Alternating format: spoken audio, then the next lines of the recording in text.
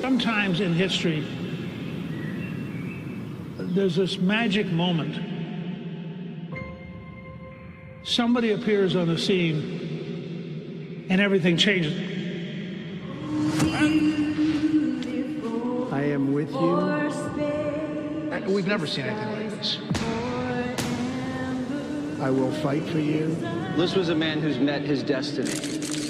And I will win for you. He said he was saved by God in order to make America great again.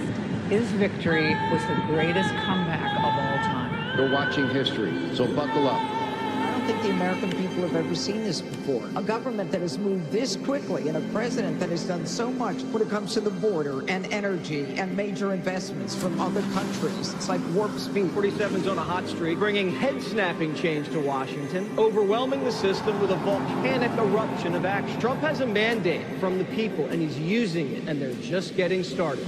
President Trump said on the campaign trail, success will be my retribution. Despite the best efforts of those who would try to censor us, silence us, break us, destroy us, Americans are today a proud, free, sovereign, and independent nation that will always be free. We're going to have one shot at this, and no other president's going to do what I'm doing. America's back. Common sense is back. He is keeping his promise to you, the American people. Inflation is down. Growth is up. The numbers don't lie. The economy is soaring. Lowest gas prices in 4 years. And record tariff revenue. The USA is on a roll, culminating in the signing of the One Big Beautiful Bill on July 4th. The Trump economic golden age is full steam ahead. America is back, thanks to the courage of President Trump, thanks to the leadership of his amazing cabinet, and thanks, of course, to our brave men and women in the United States military. This is a message to the rest of the world. The days of ripping off America and Americans are officially over. Between the attacks on Iran's nuke site and the Maduro operation, the U.S. military recruitment at an all-time high. This president will go down in history as a peacemaking president. Peace through strength. America's in charge. And he's just got one filter, and that is America first. Whatever they're doing, it's working. Zero illegal crossing, drug cartels frustrated, less crimes. We have the most secure border in the history of this nation. If you think we're doing good now, you just wait till this coming year. The president isn't taking his foot off the gas in 2026. It's a new year. The stock markets are already making new record highs. The Trump archive are a series of near impossible feats. As for the next year, the American people have so much to look forward to. The president will continue to build off of his historic accomplishments. 2025 was setting the table, but the banquet's going to be in 2026. This is the golden age coming. He says, make America great again because every American is invited. My fellow Americans, get ready for an incredible future because the golden age of America has only just begun.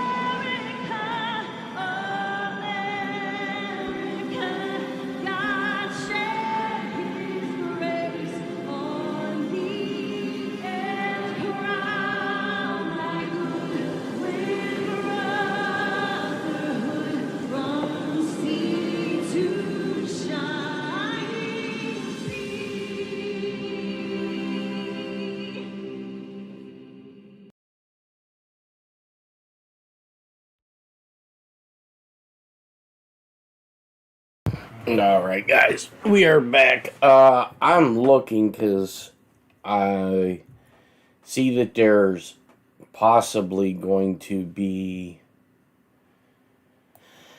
a briefing out in San Diego on the shooting. So I'm not sure. Trying to see who's going to carry it.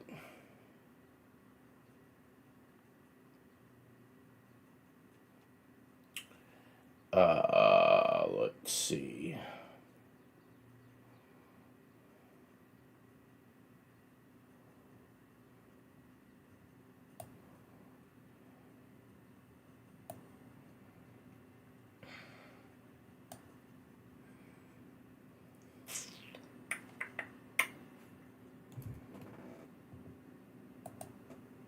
Let's see here.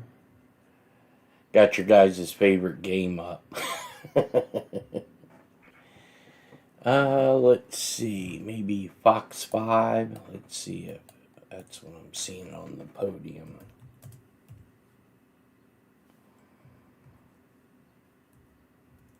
See if they're doing it.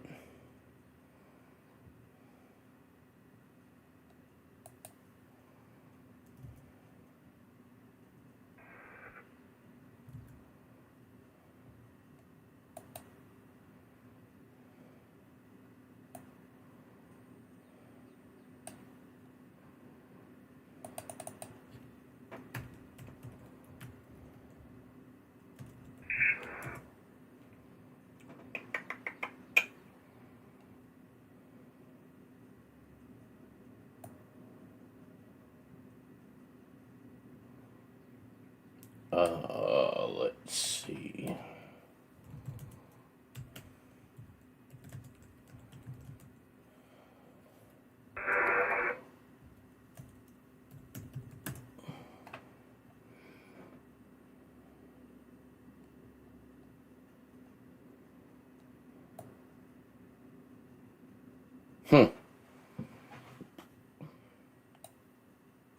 Here we go.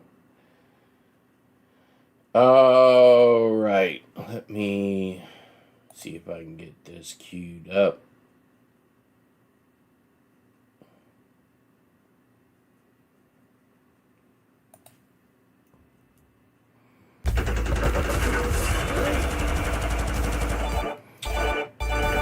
Love all the ads.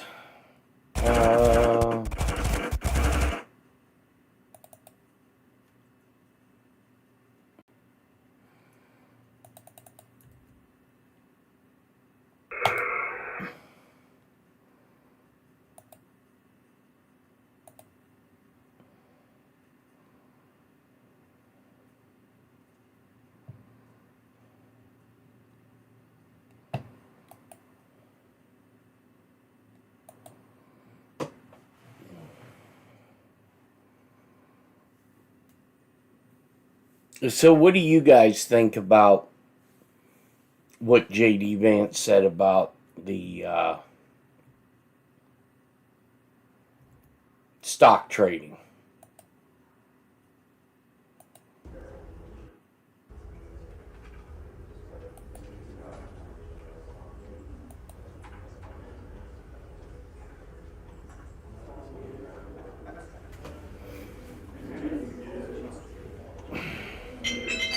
Go.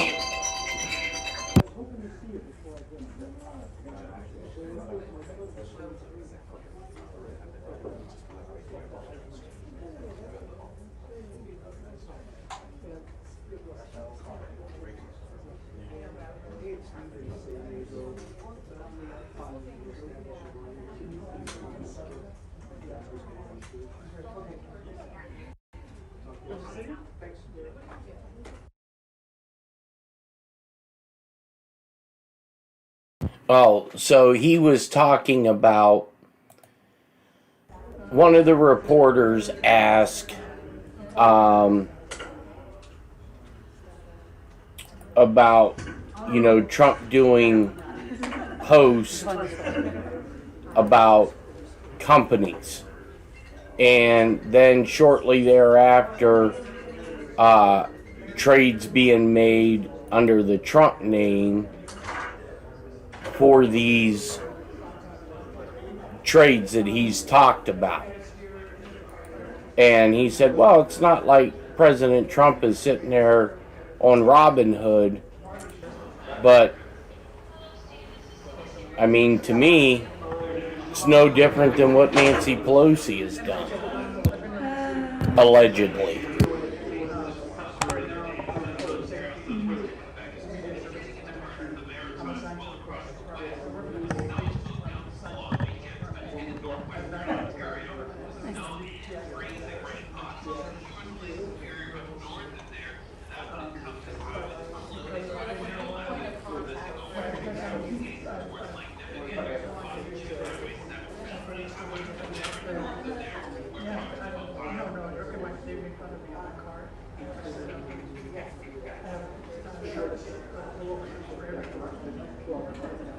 Exactly, sissy.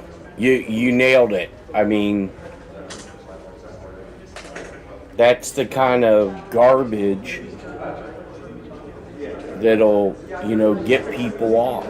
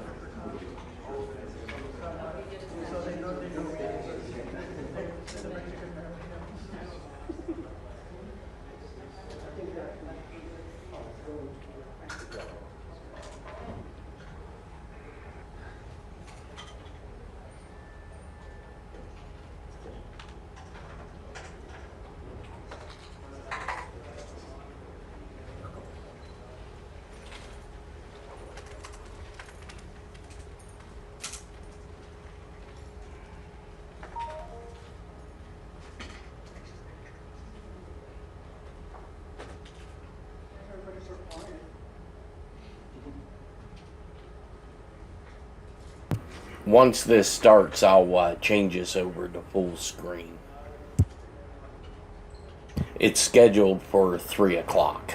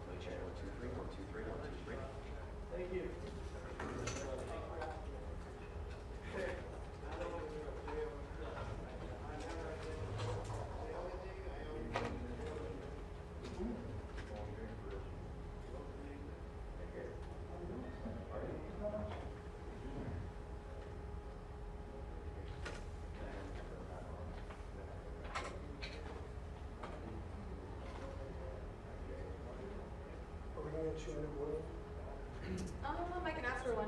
Okay. I just wanted to make sure we're all, are you all set up? In the end? Are we missing anybody?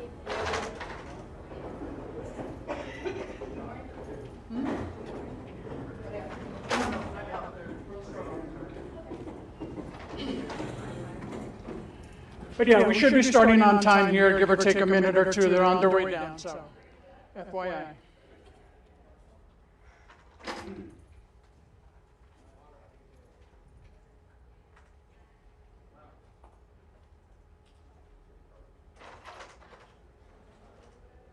Yeah, we're running right on time, so 2 minutes or less. If anybody came in late and didn't get the correct name spelled, we can get it to you guys after. Anybody in these shirts or our sergeant in the back corner over there.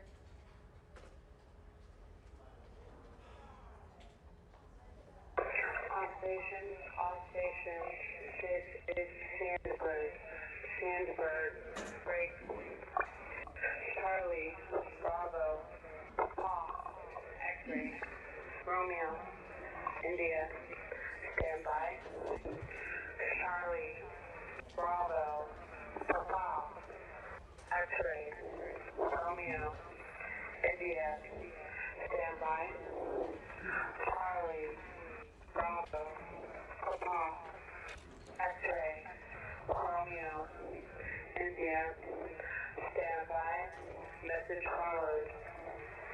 Charlie, Bravo, Papa, X-ray, Romeo, India, Lima, Echo, Papa, Quebec, Papa, Juliet, Yankee, Tango,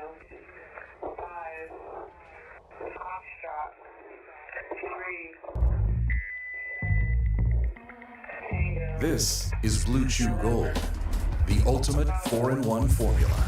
Built for strength where it counts. With sildenafil for power.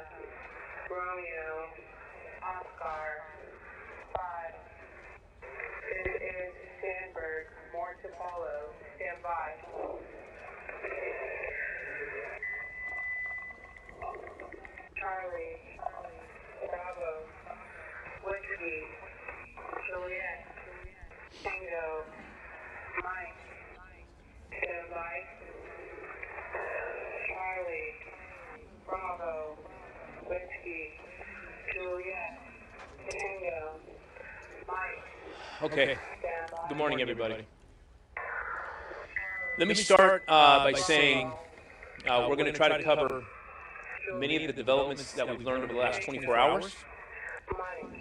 We're going to identify the names of the victims from yesterday's horrific event. But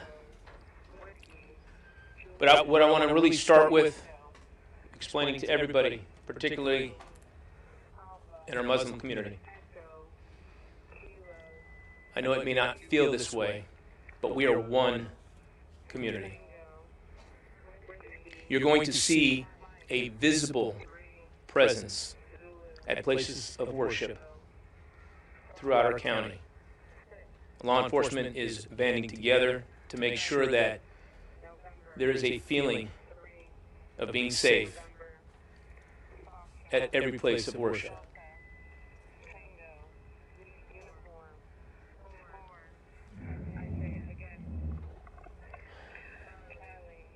I talked yesterday about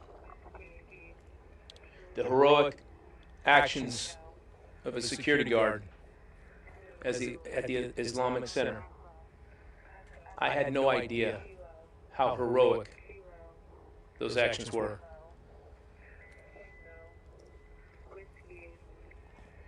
The individuals that did this heinous act ran past the security guard, most likely not knowing he was there. He immediately observed the threat to everybody at the mosque. He began to engage them with gunfire. Both suspects returned fire. You can see the security guard reach for his radio and put out the lockdown protocol. The security guard then continued to engage in a gun battle with these two suspects. His actions, without a doubt, delayed, distracted, and ultimately deterred these two individuals from gaining access to the greater areas of the mosque where as many as 140 kids were within 15 feet of these suspects. Tragically, he died in that gun battle. The other two victims, as best we can tell with this video surveillance at the mosque, drew the attention of both of these suspects back out into the parking lot area, where they were unfortunately unable to flee. And both suspects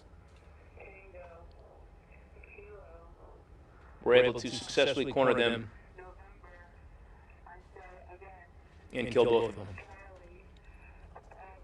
While both suspects were outside, the massive response that was seconds away undoubtedly pushed both of the suspects to run back to their vehicle and flee the parking lot. And I want to be very clear, all three of our victims did not die in vain. Without distracting the attention, without delaying the actions of these two individuals, without question, there would have been many more fatalities yesterday. Here with me to tell you a little bit about these three victims is Imam Taha.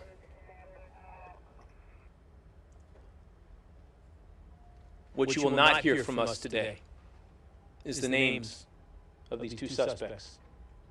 Today is about our victims in our community coming back together again.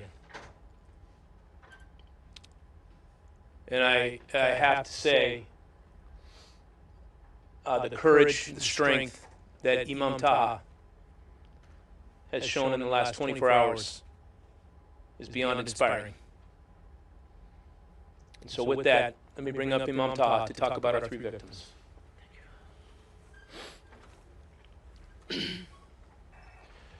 Thank you, Chief Wall. Excuse me if I get a little bit emotional. We call them our brothers in the community. We call them our martyrs and our heroes. Our security guard, Amin Abdullah, he goes by Amin. Such a lovely person. Lovely person.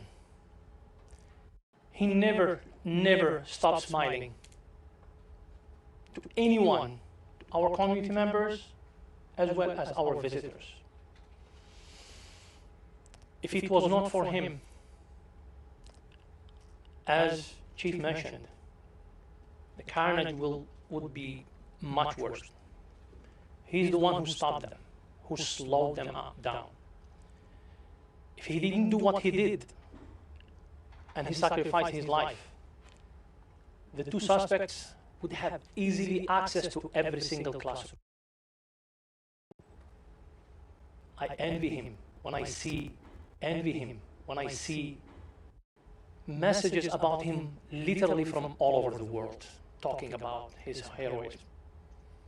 This is our brother.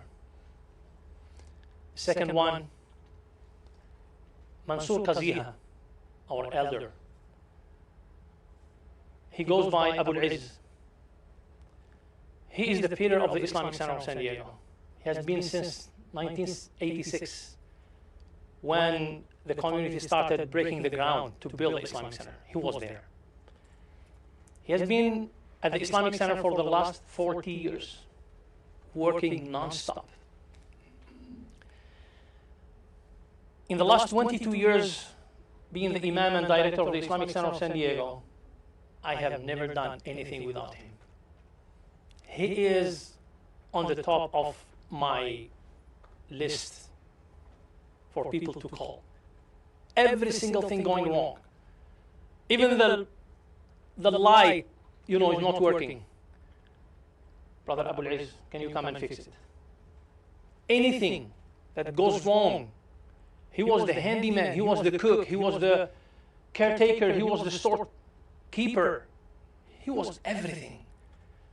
I don't know what I'm going to do at the Islamic Center without his assistance, his daily assistance. We miss him. The entire community miss him.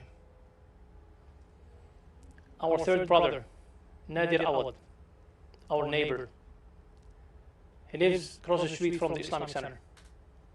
He's every single day at the Islamic Center joining the prayers. Every single center joining the prayers. Every single day. When he heard the shooting, he rushed to do something, to protect. And he joined Mansour Kaziha. They died together. Mansour Kaziha was the first one who called 911 right before he was killed. And both of them, they tried to do something. They were hiding in the parking lot next to the kitchen. They tried to do something to protect.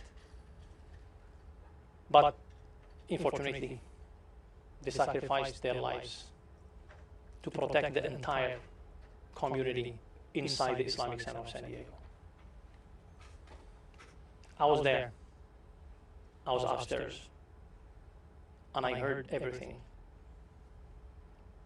I was hiding until the law enforcement came and escorted us outside the building. We have never, ever expected such thing to happen at the Islamic Center of San Diego. I mean, we are used to receiving hate mails, hate messages, people driving by and cursing and all that stuff. But such horrible crime, we have never expected this. Even though we tried throughout the years everything we could do, applying for Homeland Security grants. We have a fence, security armed guards, security cameras covering every single spot inside and outside the Islamic Center. What could we do more than this? So this is what my community is going through at this time. My community is mourning. My community is keeping our three heroes in their prayers. My community is around the three families, trying to show support and sympathy. So this is what happened at the Islamic Center, and these are our three heroes. Please keep them in your prayers. Thank you.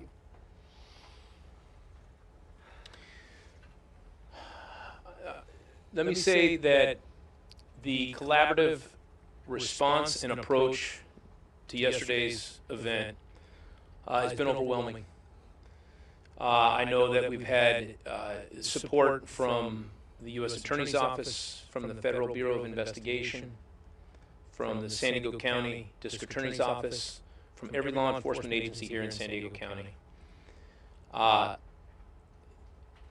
Investigators have been working through the night.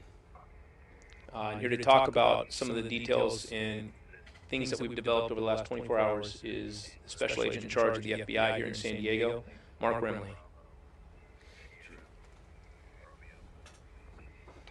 Thank you all for coming. My name is Mark Remley. I am the Special Agent in charge of the FBI's San Diego Field Office. First, I want to reiterate our deepest condolences to the victims and their families for the horrific incident they suffered yesterday. Violence for any reason will never be the answer.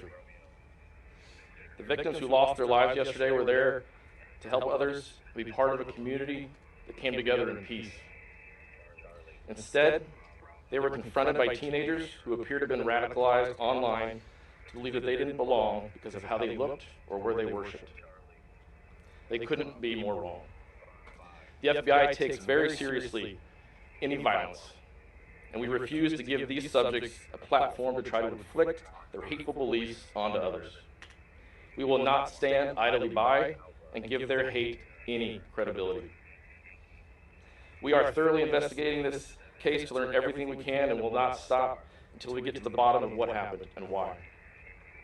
But we also want to learn how this happened and what we can do to stop future acts of violence.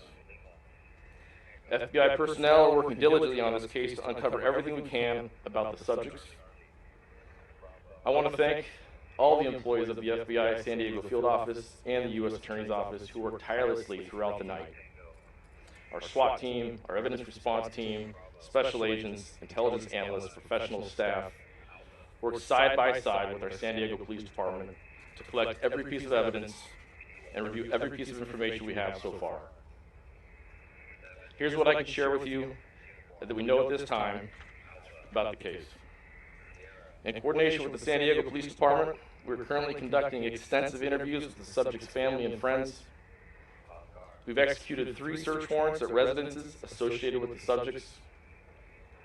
During those searches, we found and seized numerous firearms from 2 of those locations, including numerous pistols, rifles, shotguns, ammunition, tactical gear, as well as electronics. So far in this investigation, we've seized over 30 guns and a crossbow. We're continuing and we're able to do so. We've also executed search warrants. On the electronic devices the subjects had with them at the time of the incident, and we're in the process of obtaining additional search warrants for additional devices. In the vehicle they used, we also identified writings and various ideologies outlining religious and racial beliefs of how the world they envisioned should look. These subjects did not discriminate on who they hated. And let me be very clear, to anyone that thinks that they can end the world through violence, they are sorely mistaken. The FBI, our law enforcement partners, and our community are much stronger than you think, and we will always serve on the right of good. I want to thank all of our law enforcement partners who responded to yesterday's shooting without hesitation. Truly, the quick work of the San Diego Police Department in tracking down the subject's vehicle and their instincts in intercepting the subjects helped keep a horrific situation from being far worse. We are grateful to all of our partners. We couldn't do it without them. We'll continue to work closely with all of our partners through this investigation until we get all the answers we all deserve. Again, we also want to thank the public for their patience, and we ask you to continue submitting information by calling 1-800-CALL-FBI or submitting any photos, digital evidence, or images you may have to fbi.gov/Islamic Center of San Diego shooting. Lastly, our victim specialists are available, and we're getting reinforcements from headquarters today to assist anyone in this community that was impacted by the shooting. This is in addition to the resources the San Diego Police Department and the District Attorney's Office are already making available. For that, I'll turn it over to the Chief. At the forefront of today's message and our collective direction moving forward is to bring this community back together again. And here, as the mayor and as a person that deeply cares about what is happening here in this city, Mayor Todd Galore. Thank you, Chief. And thank you all for being here. Imam Taha, thank you so much for sharing your testimony and your witness and letting your fellow San Diegans know more about these 3 extraordinary men who, as you just... Imagine being able to build anything just by thinking about it. Meet Base 44, a complete AI creation platform made for anyone with an idea and a drive to bring it to life. Just city, these 3 Muslim men do. Their heroism, their selflessness represents the very best of this city. Imam, you said that your community is mourning. I'm here to say very specifically, our entire city is mourning. And we will mourn these 3 heroes for what they are, heroes. And we will remember their sacrifice always. I want to express my appreciation to our public safety professionals. Chief Wall, you and your department have done an exceptional job. And I want the people of this city to know that we are protected by the very best. We fund them, we train them, and we equip them to do their jobs. And you saw yesterday, they did their jobs, and they did it exceptionally well. Under Chief Wall's leadership, with the partnership of Sheriff Martinez and our District Attorney Stephan, as well as our partners at the state and federal level, what you see is a level of collaboration that you don't see anywhere else in this country. And that collaboration is what makes us one of the safest big cities in America. My hat's off to every officer who responded to that incident yesterday. I thank you for what you do. I have the utmost respect for what you do, and I thank you on behalf of all the residents of our city. Lastly, I would like to say to my fellow San Diegans, this is a time for us to come together. This pain is unimaginable, and for many of our community, specifically our Muslim brothers and sisters, They need our care, our comfort, our concern, and our support. And I, for one, am here to make sure that they receive it. Charitable funds have been established through the Islamic Center of San Diego to help support the families of these 3 men. There'll be other ways to support them and to show your support in the coming days, and I ask folks to take advantage of those opportunities to show what we are, which is America's finest city, a place on the U.S.-Mexican border along the Pacific Rim, a place of extreme diversity, and all of us know that we're made better because of that diversity. Now is a time not to divide ourselves, as the 2 murderers yesterday are attempting to do, but instead to come together as one San Diego, and now more than ever to express our solidarity with our Muslim brothers and sisters in this time of great need. I know that we will do this because we've done it before, we will do it again. And lastly, again, in memory of the 3 men that were lost yesterday, they represent the very best of the city. Let them always be remembered as the heroes that they are. Thank you. Okay, I'll go ahead and open up to some questions. Just to be clear on the timeline, you talked about in great detail all the heroic actions of all 3 of these men. We know that the shooters didn't make it in the front entrance of the center, that they didn't go further than that. Did they leave the center because the guard had slowed them down and got the building on lockdown, so they couldn't get any further? Thank you, Trevor. So the question for everybody is, what depth into the facility, into the mosque, did the shooters actually go? What we've learned after reviewing extensive video from yesterday's events, when they engaged the security guard outside, they began to make entry into the front lobby. While they were engaging in a gun battle with the security guard, ultimately, the security guard was wounded and then killed outside of the mosque. They went back inside. You can understand that the security guard had put out a lockdown protocol. The sound of the gunfire, all of the delay in that gun battle allowed everybody to get out of the main common areas of the mosque and into areas of hiding. So when they began to go through areas of the mosque, they were not running into more victims. As they began to move from room to room, some of the video surveillance shows that they're going into areas where thankfully nobody was at. Ultimately, you can see them look out a window. It's unclear as to whether they could see clearly through that window or not, but you can see one of them point to the window, and then they run out of a door right next to that window and immediately engage the 2 remaining victims outside in the parking lot. And I think that is a significant point for everybody to understand is when they drew, obviously inadvertently, drew the attention of those gunmen out of the door and out into the parking lot where they subsequently died. What was coming seconds away was hundreds of police officers that everybody that was there yesterday could see. They immediately ran to their vehicle and fled the scene at that point. And I truly believe that that's what saved the 140 kids that were just inside. Chief, on critical time. Yes, ma'am. How did these teenagers get access to so many different types of weapons, and do you have any details to share about the weapons that they used in yesterday's crimes? I can tell you at this point that the guns were not registered to these individuals. And belong to the parents of one of the individuals. And they were able to obtain them, still under investigation. Still under investigation. Yes, ma'am. Given the fact that the weapons did come from one of the parents, will you be recommending charges against the parent in this case, or can you share an update on where you're at in that determination? We're still looking into it. Still, we're 24 hours out. We're still looking into it completely. Chief, could I ask you, I know you've read the writings. I know you're limited in what you could tell us. We were told before it was hatred towards everyone. Can you give us an idea of maybe a bit more of what the writings contained? And also, do you believe that the students in these 2 schools were the specific targets? Is that who?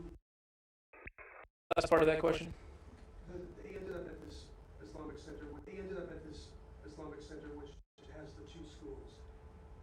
were the students their main target, you feel? Did they want to kill students? So we're still trying to gather a bigger picture as to exactly what the intended target location was. I'm going to bring Mark back up here to talk about, a little bit more about maybe what some of that rhetoric was. But we're still looking into exactly what that scope of threats, the threat picture was. Yeah, thank you for your question. So I can confirm there has been a manifesto that's been recovered. I would reiterate it's early on in the investigation. We are dedicating every resource the FBI has to conduct a thorough analysis of that manifesto, and we stop future attacks. So I know there's a lot of questions related. To this on the community. What I would just continue to reiterate is they didn't discriminate on who they hated. It covered a wide aspect of races and religions. More than just the Islamic people in that church. Correct. Correct. But Special Agent, they nevertheless, in a city that's majority white, specifically picked out a site where they knew there would be immigrants, where they knew there would be Muslims. That doesn't seem to suggest respectfully that they hated everybody equally. I would say we're still too early in the investigation to say that the Islamic Center of San Diego was the specific target. We are assessing and analyzing all the evidence. Again, it's very early. We're still looking through electronics to give us the answers. But again, what I can say is they definitely had a broad hatred towards a lot of folks. What did you learn from their social media? Are you aware of the suspects live streaming the attack or their own death? I'm aware of that information, and again, not a lot I can share at this point because we're actively going through those electronics. We just recently got search warrants in place, so we're digging into that as aggressively and as quickly as we can. To the extent that you're able, can you characterize their deaths? I can't really. I apologize. Yeah. You mentioned that they were radicalized online. Can you talk more about that? Is that going through their computers, their laptops, their phones? What can you tell us about that? We're still going through, again, all that information, but what we do believe is that they met online, and through the course of that online communication, they discovered that they were both residing in the San Diego area, and they became acquaintances or associates and had in-person contact at that point. But in terms of how the radicalization occurred, we're still digging into all that. I know that you got a call yesterday from one of the suspects' mothers. Have you been in touch? How much have you been in touch with the other suspect's family? I want to be sensitive with what I share at this point. We are getting a lot of information from a lot of people, and so it's an ongoing. I know the community has a lot of questions, and we want to share and be as transparent as we can, but understanding we also have to be sensitive to the investigation and the victims and the witnesses we're talking with. So when the time is right, we'll absolutely share as much as we can. Are you able to confirm which mother called the 17-year-olds or the 18-year-olds? Do you want to touch on that? Yeah, we can. So the younger suspect's mom is the one that called. If I could I ask the imam a question? Yes, please. You talked about how the Islamic Center became far too familiar with receiving hate, and how you've taken all of these steps to protect the building, including hiring me. The first question would be, how many years ago had you hired them? Amin, I believe, if I'm not mistaken, was hired sometime in 2019, 2020. Quite some time. Yeah. It's also very clear by the actions that he took, immediately getting things on lockdown, that this was something that he and the center had planned for. Is this something that you had talked to him about? Yeah. We do a drill, test every time, especially with the school. Multiple times every school year. So he knew about the system of notifying the teachers in their classrooms in case of an active shooter, and he just implemented what he knows about the system. So, yeah. Surely when you're going through all those drills, though, you're not necessarily thinking it will be real. Of course. I mean, as I talked to some of the teachers yesterday, they told me, our experience today, which means yesterday, was totally different than the drills that we have done before. So it's obviously different. Yeah. But it worked, I mean, the lives of the kids were saved.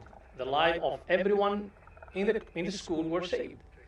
And we are so grateful for that. And how are the victims' families doing today? They are at shock. This morning they started showing up to pick up some stuff of their kids, and even also the teachers. Some of the teachers showed up to pick up some stuff from their classrooms. So they canceled, the Islamic school canceled school the rest of this week and next week, because next week is. So for these, let's say 2 weeks, there is no school. So many families came to pick up their stuff that they left in the classroom. Yeah, but they are devastated. I mean, everyone stepped in tears. Question for the chief, please. You were contacted by at least 2 hours before the shooting, right? And you knew who the suspects were. You knew that they were carrying phones. I guess I'm trying to understand, with all the technology, all the cameras, cell phone technology, why weren't they found and stopped before this happened? Let me clarify just a little bit of that. So we did not have a complete understanding of any type of connection between suspect 1 and suspect 2. We had the parent of suspect 1 calling, and as she's beginning to understand the circumstances surrounding her son's situation, and as she's beginning to provide that information to us, the details and information began to broaden our threat assessment and our understanding of what we were dealing with. And it went from a runaway suicidal individual to homicidal, potentially homicidal, 2 suspects. Yes, we were utilizing technology to try to get out in front of them, but this is all happening in real time. And we did utilize technology to try and do that, but you have to have certain cell phone information to be able to get the things we need to be able to go up on those cell phones. And some of that takes a little bit of time, but technology was utilized from the very beginning to try to get out in front of these guys. Yes, sir. So, I've been to the center, and that usually doesn't open until about noon for the noon prayers. It seems like the suspect lives in the neighborhood, so it seems like they actually knew what's going on. So it seems like the center was targeted at noon because of that. And second question is, for something like this magnitude, usually the search warrant didn't take as long as it did. So why was the search warrant took so long? I mean, we knew that the search warrant wasn't executed until late last night. So the first part of your question, we're still completely under investigation. We're 24 hours outside of the onset of this incident, and searching through all of their social media, their phones, their computers to try to figure out what their plans were in totality is happening in real time as well. So more information will come in the days ahead. I think when we watch TV shows on how this stuff transpires, it's not that simple. A lot of information, very few facts. What goes into a search warrant has to be credible, verified information, making sure that we're filtering through rumors or assumptions or unknowns and getting to facts in the search warrant. So what we're presenting in front of a judge is going to be enough to get that approved. It takes time. And there was a lot of information, a lot of things coming together in real time in yesterday's event. And so I'm going to say, once we realized that we had no active threat, we can slow things down and do it right moving forward. Yes, ma'am. Specifically about the live stream, but did you learn anything specific in any social media posts that gave you an indication about their ideologies?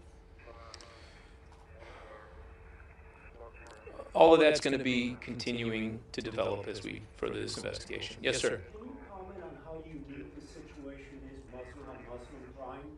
Have you ever had any suspicions of something like this happening, or I haven't heard of anything covered up? Explain. Tell me more. What? I don't understand your question. I mean, it's 2 young kids who are Muslim, yes? I have no understanding of what their religious beliefs are. No, I'm not sure. Who these kids' religious origin is? At this point, it is unclear. So the mother that called is not Muslim either? I have no information as to the faith or belief pattern of our suspects in this case or their family members. But again, that part of the investigation is still underway. Yes, ma'am. We heard from several community members that they have long-standing concerns about threats to the security at the mosque, and I want to know if there were any threats or incidents in recent weeks and what you can tell us about the situation. Specifically, none that I'm aware of. Obviously, in today's world, we take the protection of all of our religious facilities, all of our mass gathering locations, all of the vulnerabilities that come with a free society very seriously. We have to navigate a very narrow path of following our Constitution. I think one of the important takeaways from this moment is this didn't just happen overnight. It is important for people that want to feel that they can do something to reiterate the importance of, if you see something, if you know something, then please come forward and say something. We have tips and lead lines that you can remain totally anonymous. I think there is, that can't be overstated. One more question, guys. To your point about learning from this, now that you've undergone many of these interviews. Video is too quiet? Boost your volume up to 600% with Turbo Loud. Your browser caps audio at 100%, but your speakers, they can do 6 times more. Just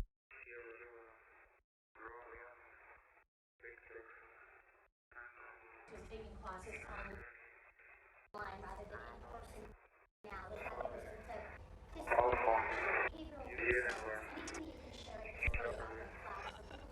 So I'm going to go back to this is still under investigation, and I think more clarity as to what led up to this will make more sense in the future.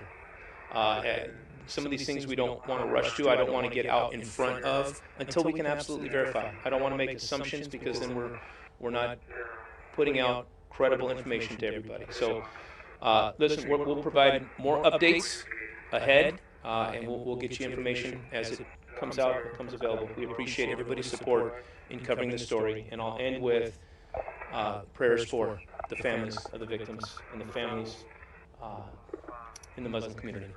Thank you, everybody. EAMs are cooking, boy.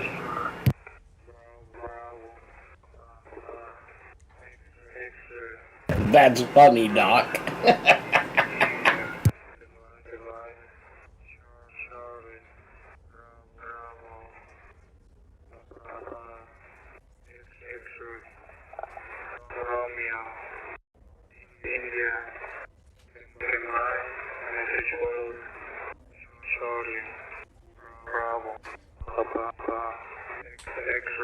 This guy sucks.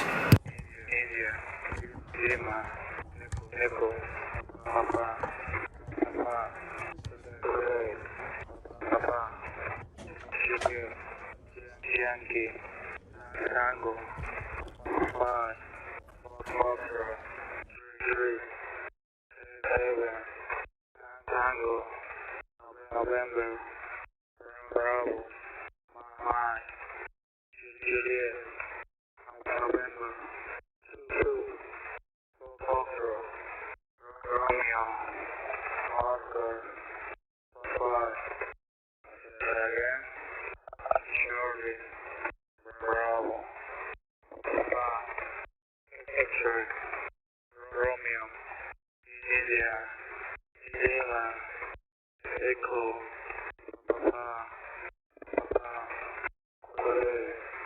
Papa, Juliet, Yankee, Tango, 1, Foxtrot, 3, 7, Tango, November, Bravo, Mike, Juliet, November, 2, Foxtrot, Romeo, Oscar, 5, this is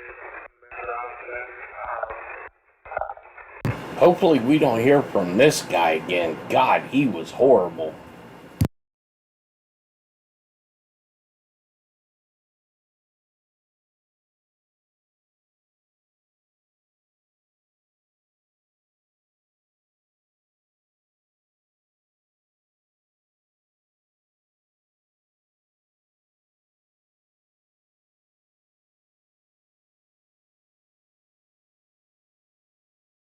All right, let's switch over to the big map.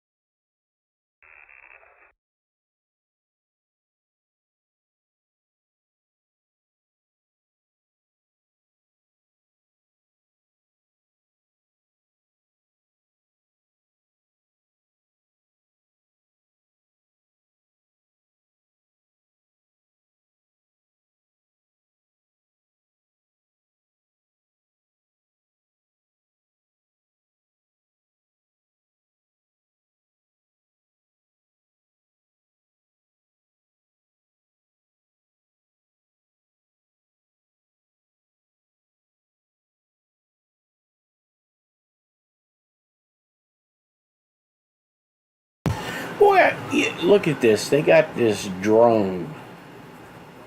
I wonder if they're worried about something coming up the Potomac.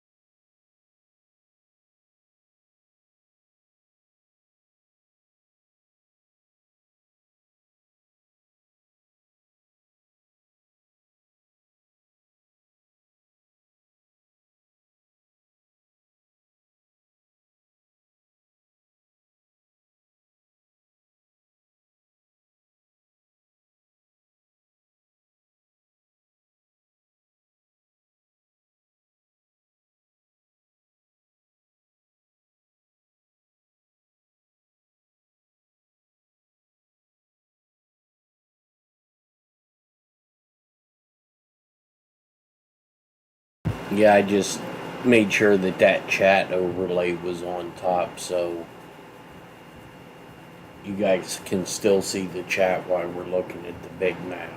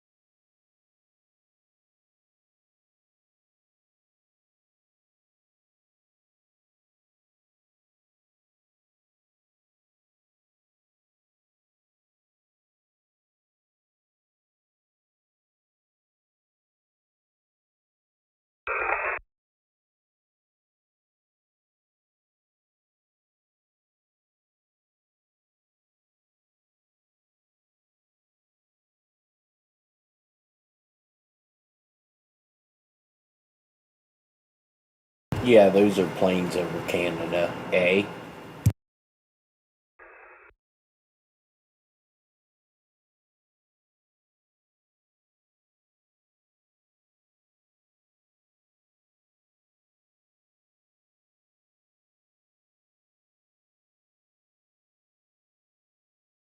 Looks like that rivet joint may be going back to Nebraska.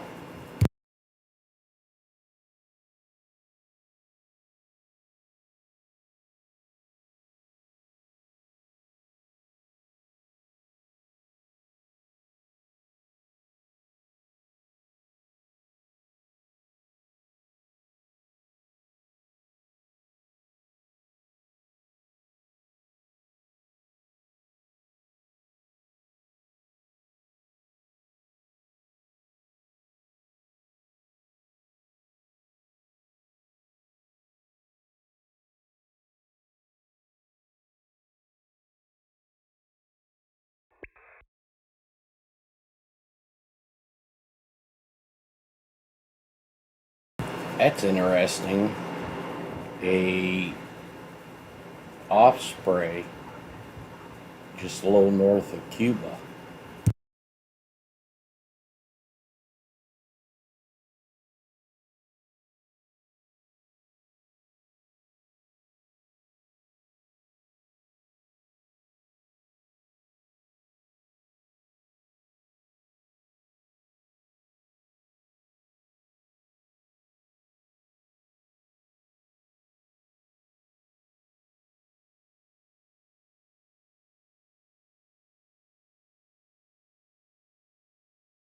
There may be two of them.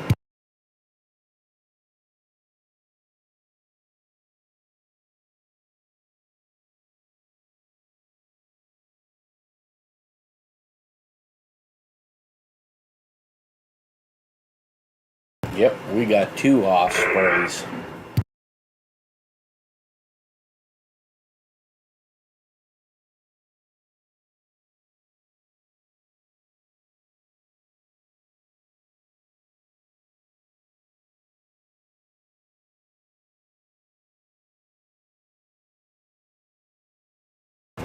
These are just military and government aircraft, no commercial.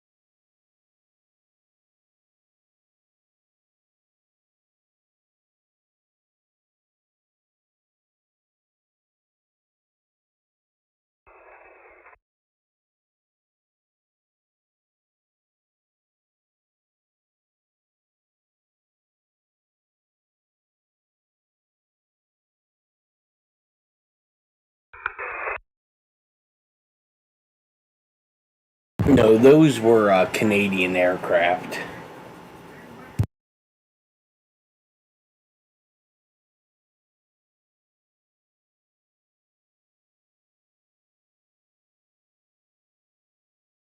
It'll be interesting to see if these Ospreys go to Guantanamo or Turks and Caicos or Puerto Rico.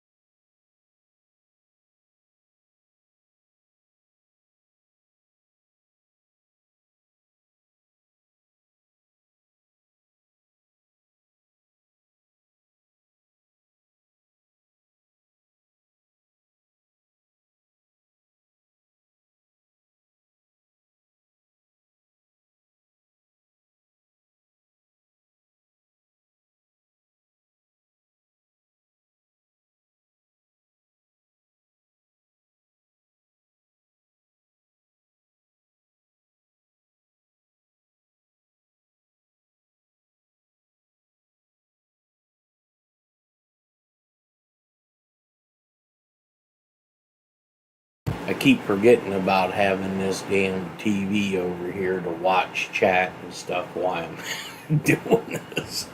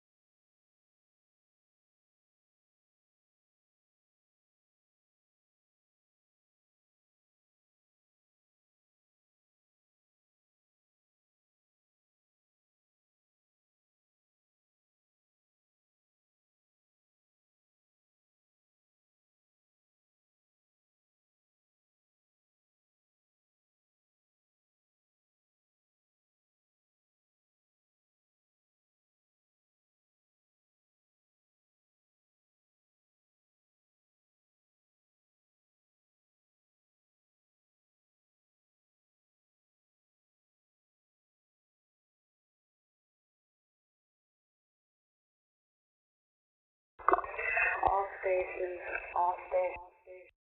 It's Sandberg, wait.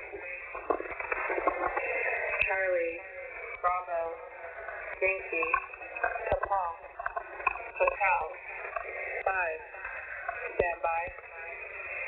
Charlie, Bravo, Yankee, Papa, Hotel, 5, standby. Charlie, Bravo, Yankee, Papa, Hotel, 5, standby. Message follows. Charlie, Bravo, Yankee, Papa, Hotel, 5, Oscar, Foxtrot, Zulu, Kilo, Echo, Echo, 2, Lima, Golf, Whiskey, Victor, Juliet, Bravo, 4, Mike, Golf, Kilo, Zulu, Mike, Alpha, Echo, India, Sierra, 2, I say it again, Charlie, Bravo, Yankee, Papa, Hotel, 5, Oscar, Foxtrot, Zulu, Kilo, Echo, Echo, 2, Lima, Golf, Whiskey, Victor, Juliet, Bravo, 4, Mike, Golf, Kilo, Zulu, Mike, Alpha, Echo, India, Sierra, 2. This is Sandberg. More to follow. Stand by. Charlie, Bravo, Sierra, Romeo, Victor, Tango, stand by. Charlie, Bravo, Sierra, Romeo, Victor, Tango, stand by. Charlie, Bravo, Sierra, Romeo, Victor, Tango, stand by. Message follows. Charlie, Bravo, Sierra, Romeo, Victor, Tango, Charlie, Bravo, 5, Alpha, Uniform, Charlie, Kilo, Oscar, 7, Uniform, Alpha, Sierra, Yankee, Yankee, 7, Oscar, Sierra, Yankee, 4, Sierra, 2, Lima, Echo, Whiskey, I say it again, Charlie, Bravo, Sierra, Romeo, Victor, Tango, Charlie, Bravo, 5, Alpha, Uniform, Charlie, Kilo, Oscar, 7, Uniform, Alpha, Sierra, Yankee, Yankee, 7, Oscar, Sierra, Yankee, 4, Sierra, 2, Lima, Echo, Whiskey. This is Sandberg out.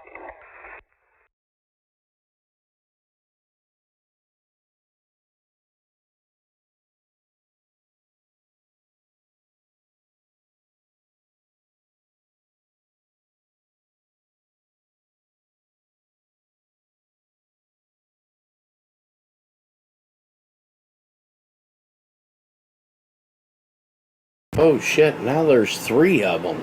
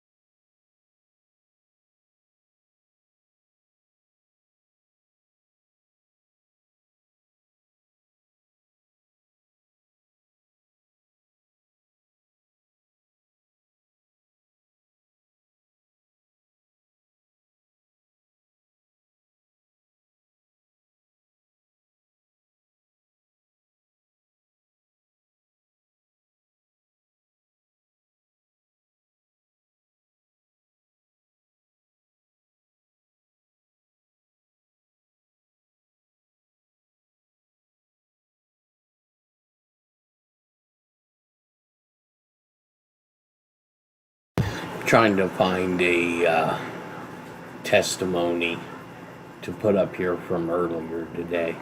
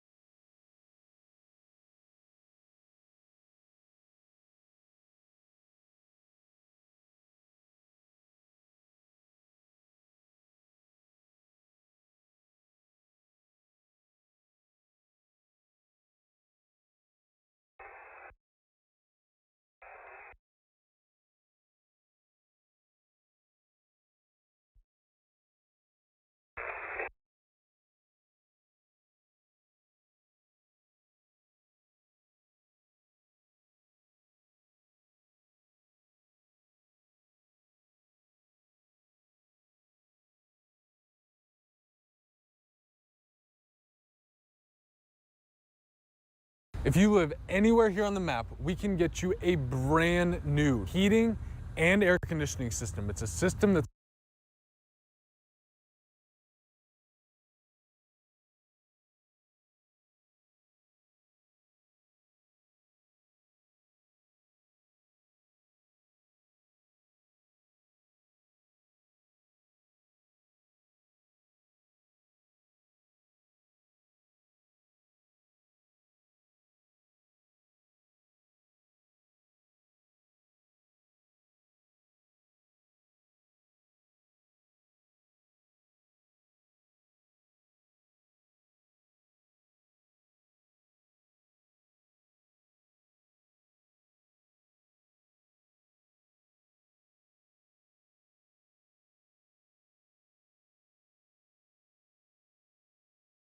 hearing where acting Attorney General Todd Blanche is testifying before Congress. This is his first time appearing since taking over for former Attorney General Pam Bondi at the Justice Department. This is live coverage.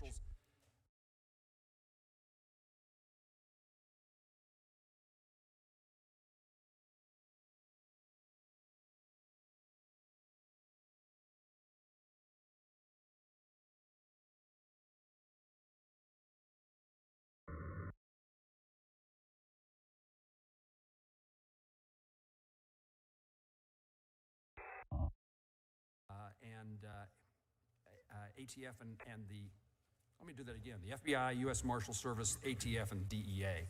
That was a very good hearing, General, and I appreciate your allowing their presence here in advance of your appearance today.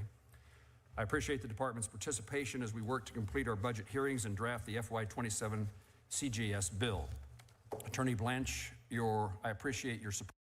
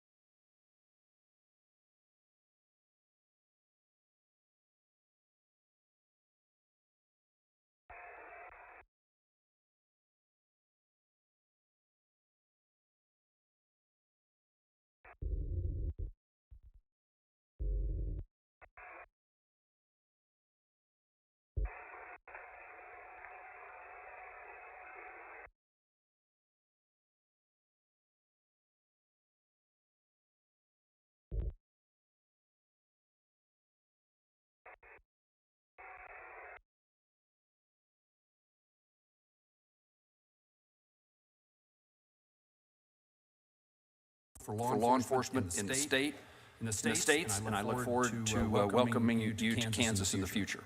Overall, DOJ is requesting an increase of approximately $4.7 billion, or roughly 12. Yep, they're moving troops out and equipment. Much of that request reflects the reality that after several years of effectively flat funding, all while facing inflationary costs, many of the department's components were under significant strain. Last year, I worked with my colleagues. This committee worked together to maintain critical funding for both federal law enforcement agencies and the state and local departments that continue to serve as the backbone of public safety in communities across Kansas and the country. Attorney General, I saw the note in your written remarks about what a serious challenge FY26 resources have been and will continue to be. I particularly understand the enormous strain that the Bureau of Prisons, the One Beautiful Bill Act provided $5 billion to BOP for both recruitment and retention of staff and to address severe maintenance backlog. Additionally, the department is requesting an increase of $2.2 billion, or 27% for BOP. I assume that this reflects serious ongoing resource challenges. At the same time, I have some concerns about cuts proposed to the department's 3 grant-making offices. The grants administered by these offices provide significant support for state and local law enforcement, juvenile delinquency prevention, support for victims, and the safety of our nation's police and deputy sheriffs. For example, this budget proposes a cut to youth mentoring programs. This would have a significant impact on those organizations that mentor and operate in Kansas and across the country. Veteran treatment courts have been a program that I've been particularly interested in as I chair the Senate Committee on Veterans Affairs. I've worked closely with many in Kansas and across the country in regard to... Yeah, Germany said they want us out. The Violence Against Women program is facing a cut, which would have serious impacts on victims and the services provided to victims through organizations such as the Kansas Coalition Against Sexual and Domestic Violence. I agree the department requires additional resources to fulfill its mission and keep our communities safe. This is especially true for our federal law enforcement agencies, U.S. Attorney's offices, and the Bureau of Prisons. As this committee evaluates the department's request, we also have a responsibility to examine whether reductions to many of these community-based programs could ultimately place additional strains on law enforcement and local communities in the longer term. Attorney General, I look forward to learning more about the department's resource needs and your FY27 request, and I would recognize Senator Van Hollen for his opening statement. Thank you. This is the garden hose nozzle my team spent 3 years building because every pressure washer on the market kept letting people down. Every pressure washer has the same fundamental flaw, and nobody was fixing it. You see, pressure washers all rely on motors, engines, or electricity to generate force, and that works.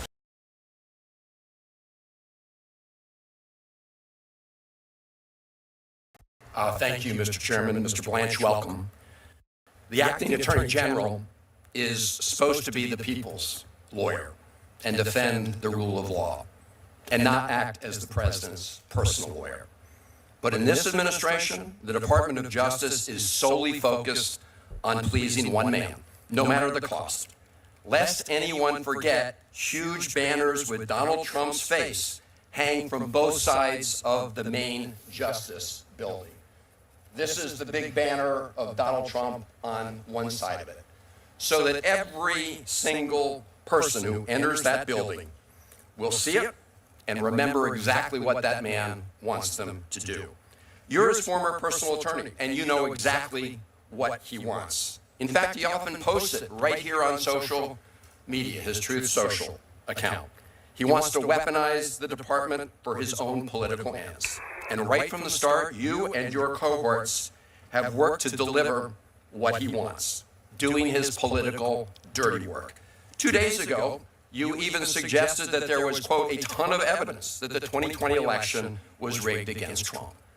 And here you are at a budget hearing asking for taxpayer funds to pursue the department's mission when you're using those funds to punish Trump's adversaries, reward his friends, and pursue his personal vendettas. It began with pardoning the rioters who stormed the Capitol on January 6th and assaulted police officers. The revenge continued with the firing of more than a dozen lawyers who represented the Justice Department in those cases.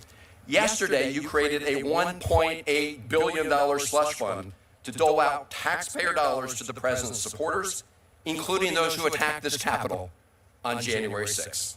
That is pure theft of public funds. And rewarding individuals who committed crimes is obscene. Every American can see through this illegal, corrupt, self-dealing scheme. You have also misspent resources on the blatant political prosecutions of James Comey and others.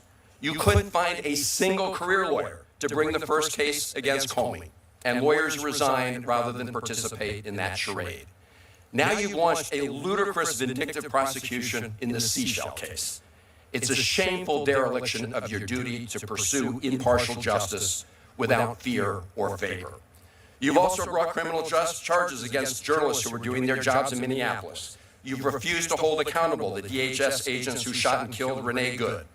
Instead, while members of the administration called both Renee Good and Alex Preddy domestic terrorists, you ordered a criminal investigation of Renee Good's partner. Hardworking professional attorneys resigned rather than engage in that abuse of power. Others in the department have been fired for telling the truth to the courts, an insidious message to send to officers of the court. You have fired immigration judges who rendered decisions the administration didn't like. More gross political interference in what is supposed to be an independent process. All told, DOJ lost over 8,500 staff last year and nearly 1/4 of its lawyers. It's so bad that you're now offering $25,000 signing bonuses and hiring prosecutors with no prior legal experience, seeking applicants who personally pledge support to the president. You've also refused to share with members of Congress the Office of Legal Counsel's purported legal justification for the blatantly illegal war the president and Prime Minister Netanyahu started in Iran. You have clear conflicts of interest between your prior job as the president's personal lawyer and your duty to ensure justice. This is especially true with respect to the cases of the survivors of the heinous crimes committed by Jeffrey Epstein. Many of those survivors are in New York City today as we speak, as part of a 24-hour public reading of the Epstein files. Many reading excerpts from their own FBI 302 reports documenting the abuses they endured. These survivors have tried to share their stories with you. Instead, you spent 2 days interviewing his convicted associate, Ghislaine Maxwell, and shortly thereafter, she was moved to a lower security prison camp with special perks. Mr. Blanche, the record is crystal clear. You are still acting as the president's personal lawyer, not as acting attorney general. It is hard to justify giving you any funds that will enable this pattern of wrongdoing to continue. Thank you, Mr. Chairman. The guy who invented this weird hose attachment just became a billionaire because of what it does. He calls it Hose Hawk Pro. Hose Hawk Pro is the most powerful hose nozzle ever made available to the public. And I'm not saying that to sell you something. Look at this. You see that? That's 10 years of driveway grime coming off in a single pass from a garden hose. The nozzle body is machined from solid brass, the same alloy grade used in commercial fire suppression valves designed to run under extreme pressure around the clock without ever failing. Built to handle massive water force, freezing winters.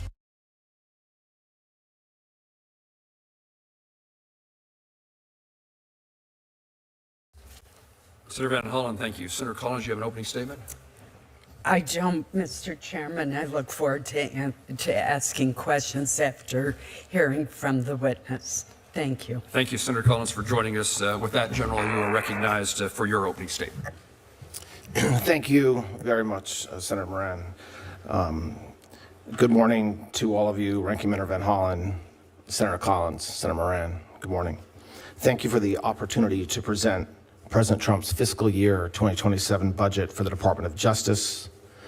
As Senator Moran noted, the request totals $41.2 billion, a 13% increase over fiscal year 2026. This underscores our department's renewed focus on reducing violent crime, combating the fentanyl crisis, strengthening border and immigration enforcement, expanding fraud prevention, and ensuring our law enforcement agencies have the resources they need to protect the American people. Violent crime reduction remains one of the department's highest priorities. Since January 20th of last year, the DOJ has indicted hundreds of members of TDA, crippling their leadership and dismantling operational networks. Across our major law enforcement components, the results have also been historic. Federal law enforcement helped drive a 20% decrease in the national murder rate in 2025, arrested 44,000 violent offenders, which is double the prior year, by the way, and seized over 2,200 kilograms of fentanyl. Last year, law enforcement captured 8 of the FBI's 10 most wanted fugitives, located 6,300 missing children, and arrested more than 2,000 child predators. The DEA has made thousands of fentanyl-related arrests and seized millions of fentanyl pills and hundreds of kilograms of fentanyl powder.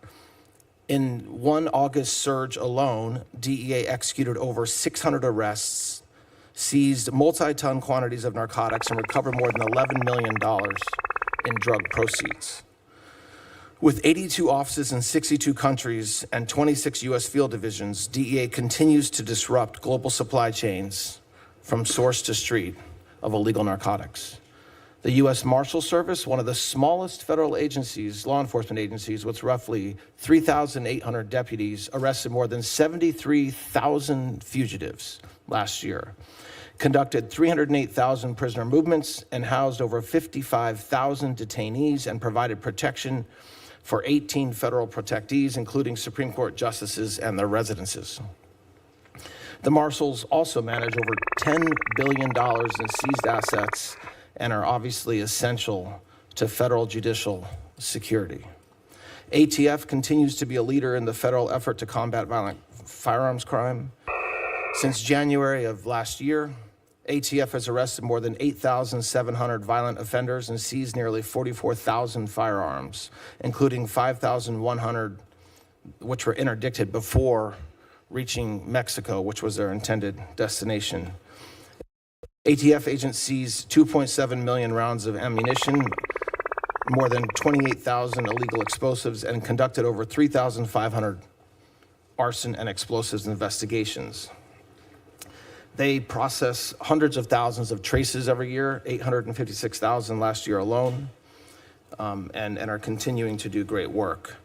To sustain these historic results, the fiscal year 2027 budget includes $22.2 billion for DOJ's law enforcement components and U.S. attorneys' offices. This is a 16% increase over fiscal year 26, and these investments will build on our tremendous progress and will ensure our continued momentum in violent crime reduction nationwide.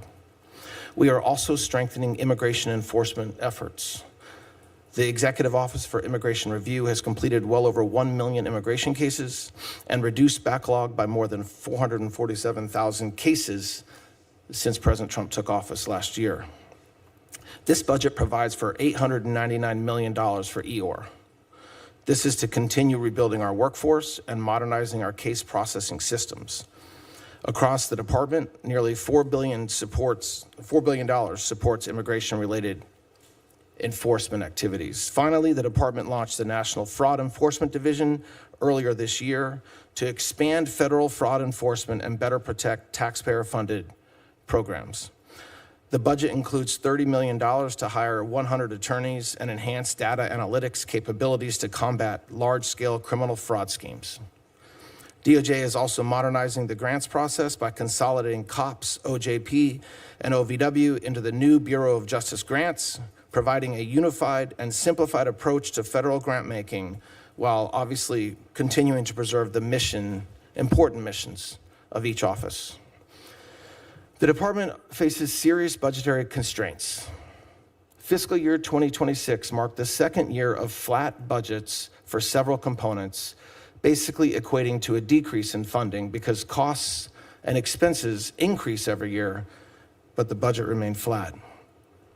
The Bureau of Prisons remains under-resourced, funded at $8.1 billion, almost $300 million below fiscal year 2025, and risks insolvency without additional support. The President's request of $10.3 billion for the Bureau of Prisons is essential to restore staffing and maintaining safe and secure federal facilities. In closing, the fiscal year 2027 budget reflects our unwavering commitment to public safety, strong law enforcement partnerships, and responsible stewardship of taxpayer dollars. With your combined continued support, the Department of Justice will remain strong, effective, and fully equipped to protect the American people. Thank you again for the opportunity to appear in front of you, and I look forward to your questions. Attorney General, thank you. I recognize now the chairwoman of the full committee, Senator Collins. Thank you, Mr. Chairman.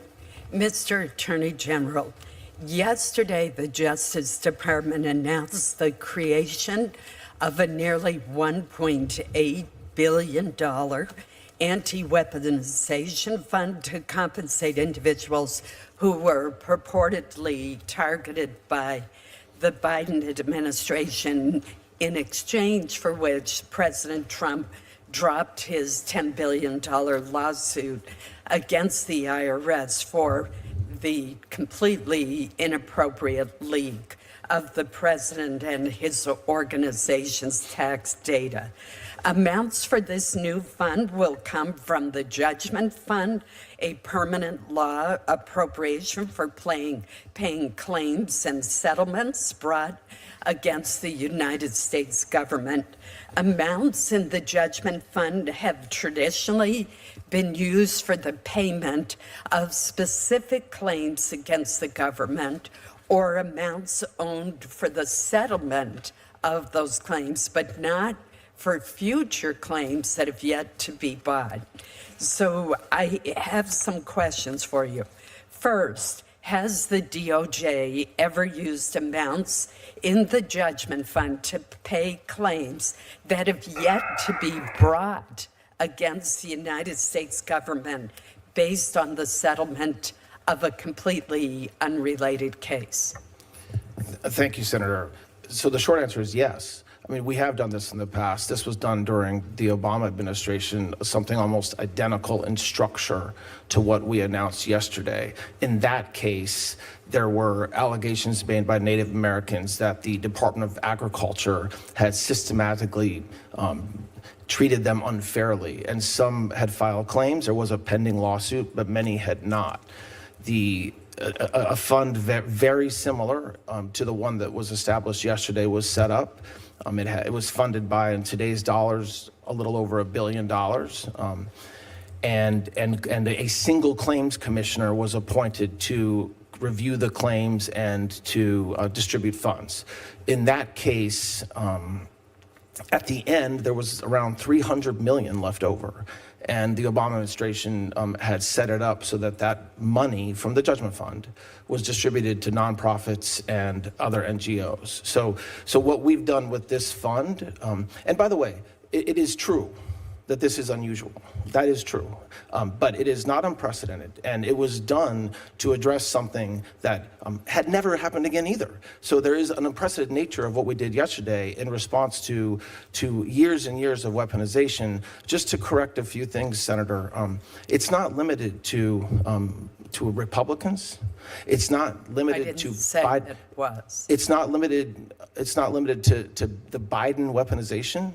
It's not limited to, in any way, scope or form to January 6 or to Jack Smith. There's no limitation on the claims. So, and the other thing we've done, just to finish up in comparison to what was done previously, is we intend to appoint 5 commissioners. And also, at the end, the money goes back to any leftover funds go back to the federal government, not to nonprofits. So how will the commission that you've just referenced that oversees the fund determine whether future claims from the fund are eligible to be paid out of it? And how will they determine how much will be paid for each claim? What's the legal basis for those decisions?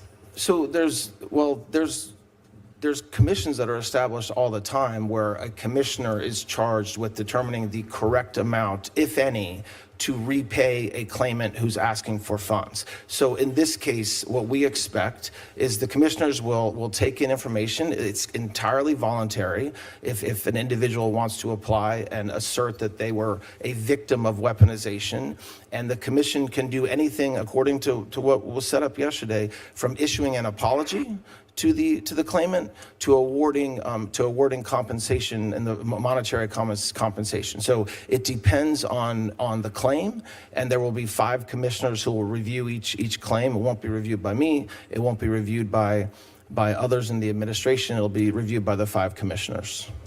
Aren't those commissioners appointed by the president?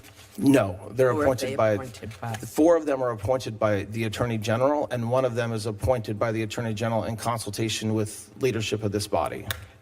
Will the information related to the claims be publicly reported? So that's a good question. I mean, look, there's privacy laws that exist, so I don't want to sit here today and say every scintilla of data collected will be released, but of course, there's accountability that the commission has, a quarterly report that has to come to the Attorney General, which will certainly be public. There's a process that you all will get information, and there's a FOIA process. So I very much anticipate that the claims that are awarded, the basis and the amount will for sure be made public along the way. Let me switch to a different issue which Chairman Moran brought up. Along with Chairman Moran and other members of this committee, I was one of the lead sponsors of the Violence Against Women Act reauthorization of 2022. These programs are critical to reducing violence against women, ensuring that justice is served, and strengthening services to victims and survivors of domestic violence, dating violence, sexual assault, and stalking. In Maine, the Rural Victims Program is especially critical. Despite the importance and effectiveness of these programs, the department's budget request proposes reducing funding by about 25%. Why is the department proposing a reduction in funding to combat domestic violence and to support survivors? Well, first of all, I completely agree with you that these are extraordinarily important programs, and the funds are well used to support these programs. We have asked for $539 million, I believe, in money to support all these programs, and that. I mean, look, there's a lot of money that goes, $190 million for grants to combat, to stop the stop grants, which is extraordinarily important. And so it is a priority. Obviously, we have to make choices, and the president's budget has to make choices on where to spend that money, but it is extraordinarily important. And the $539 million that we've asked for will go to support all these programs. I mean, so yes, we are asking for less money than the budget had last year, but it's not because we don't view it as extraordinarily important. Well, I would suggest that cutting the budget for these important programs by 25% is a huge cut. And I hope that's something the subcommittee will take a close look at. Thank you, Mr. Chairman. Thank you, Senator Collins. Senator Van Hollen. Thank you, Mr. Chairman. Mr. Attorney General, this is an outrageous, unprecedented slush fund that you set up. Simple question, will individuals who assaulted Capitol Hill police officers be eligible for this fund? Well, as it makes plain, anybody is just let me know if they're eligible for the fund. As was made plain yesterday, anybody in this country is eligible to apply if they believe they're a victim of weaponization. Mr. Attorney General, let me ask you this. Are there going to be rules that say that if you've assaulted a Capitol Hill police officer or committed a violent crime, you will not be eligible? Why not make that a rule? I expect that, because I'm not one of the commissioners setting up the rules, I expect that there will be rules. You're appointing 4 of the 5 members, aren't you, Mr. Attorney General? Pardon me? You're appointing 4 of the 5 members. I am appointing all 5 members. You can certainly set up the rules. I would hope you would make a rule that anyone convicted of assaulting a police officer of a violent crime is simply not eligible. They should not apply. Well, let me ask you this, because you compared it to the Keepseagle case, But I think you know full well that in that case, the settlement agreement was approved by a federal judge, including the payments to people who were not originally parties to the lawsuit. No federal judge has approved this fund, have they, Mr. Attorney General? No, no federal judge did approve this. So that's a big difference between this case and the case that you compared it to. No, it's not. What, did a judge sign off on this case? No. A judge did sign off on the other one. Yes, but your question was whether it's a big difference. It's not. Of course it is, because that allows for an independent person to look at it rather than the There was no independence. There was no independence. There was a single commissioner. A judge signed off on it. A judge had nothing to do with deciding the money. There was a judge who looked at it and signed off on it. So to compare that case to this one is incredibly deceptive. Let me ask you this about the Epstein case, because as we speak, many Epstein survivors are in New York. They're reading portions of the Epstein files about the abuse that they suffered. Otherwise, they might have been here with us today. At a House hearing, your predecessor refused to acknowledge the pain experienced by some of those victims when the administration improperly released their names and identifying information. So I want to know where you stand. I spoke to the representatives of some of the Epstein survivors yesterday. They are extremely frustrated that you keep calling for people to come forward with more evidence, but you have not met with them to hear their stories. So simple question. If I connect you with these survivors, will you meet with them? Absolutely. And what you just said is false. I have met with them. I've met with many of the lawyers for the survivors of victims, as did Attorney General Bondi. So whoever told you that, unfortunately, gave you bad information. Okay. I would encourage them. I would encourage them to reach out to the Department of Justice, because like we do every single day, we absolutely care for victims, and we absolutely want to hear from them and their lawyers. Well, I've been told directly from the representatives they've not had a chance, at least this group, to meet with you. So Did they represent that they asked? So I'm glad to hear that. Did they that, represent they asked for a meeting? Can I ask you to commit that the Justice Department will not recommend a pardon for anyone named in the Epstein files? Can you repeat that question? I'm sorry. I didn't hear what you said. Can you commit that the Justice Department, you, the Acting Attorney General, will not recommend a pardon for people named in the Epstein files? When you say people named, there's tens of thousands, hundreds of thousands of, quote, people named. How about Ghislaine Maxwell? Can you commit that you will? Yes, I can commit to that, of course. Okay. Let me go back to this slush fund, because there's also an individual who, after being pardoned by the president, went on to molest 2 children. And that person actually tried to buy the silence of these children by saying that he would pay them some of the funds that he was hoping to get from your slush fund. Can you commit to making the rules so that that person is not eligible for a payout under this fund? Well, you're obviously lying in your question, because there's no way that this person committed to that. Because the slush fund, as you call it, which is not, didn't exist. I'm sure, but I can commit. Mr. Attorney General, don't ever do that again. I am reporting what again? What he said. He said on the expectation that he hoped to get some of the funds from a payout. He's been hearing you said from the slush fund, Senator, and that didn't exist when he said that. This is the fund that the president and all of you have been telegraphing all along that you're going to use to help the president's friends. Can you point to a single telegraph I made? What telegraph did I? I have a last question for you. Do you know that it is a criminal offense to lie to Congress? I am very well aware of that. I'm glad to hear that. Thank you. Senator Kennedy.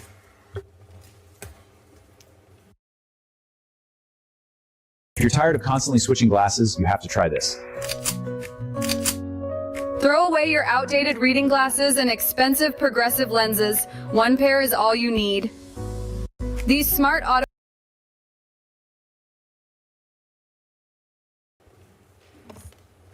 Thank you, Mr. Chairman. General, how are you? I'm great. Thank you, Senator.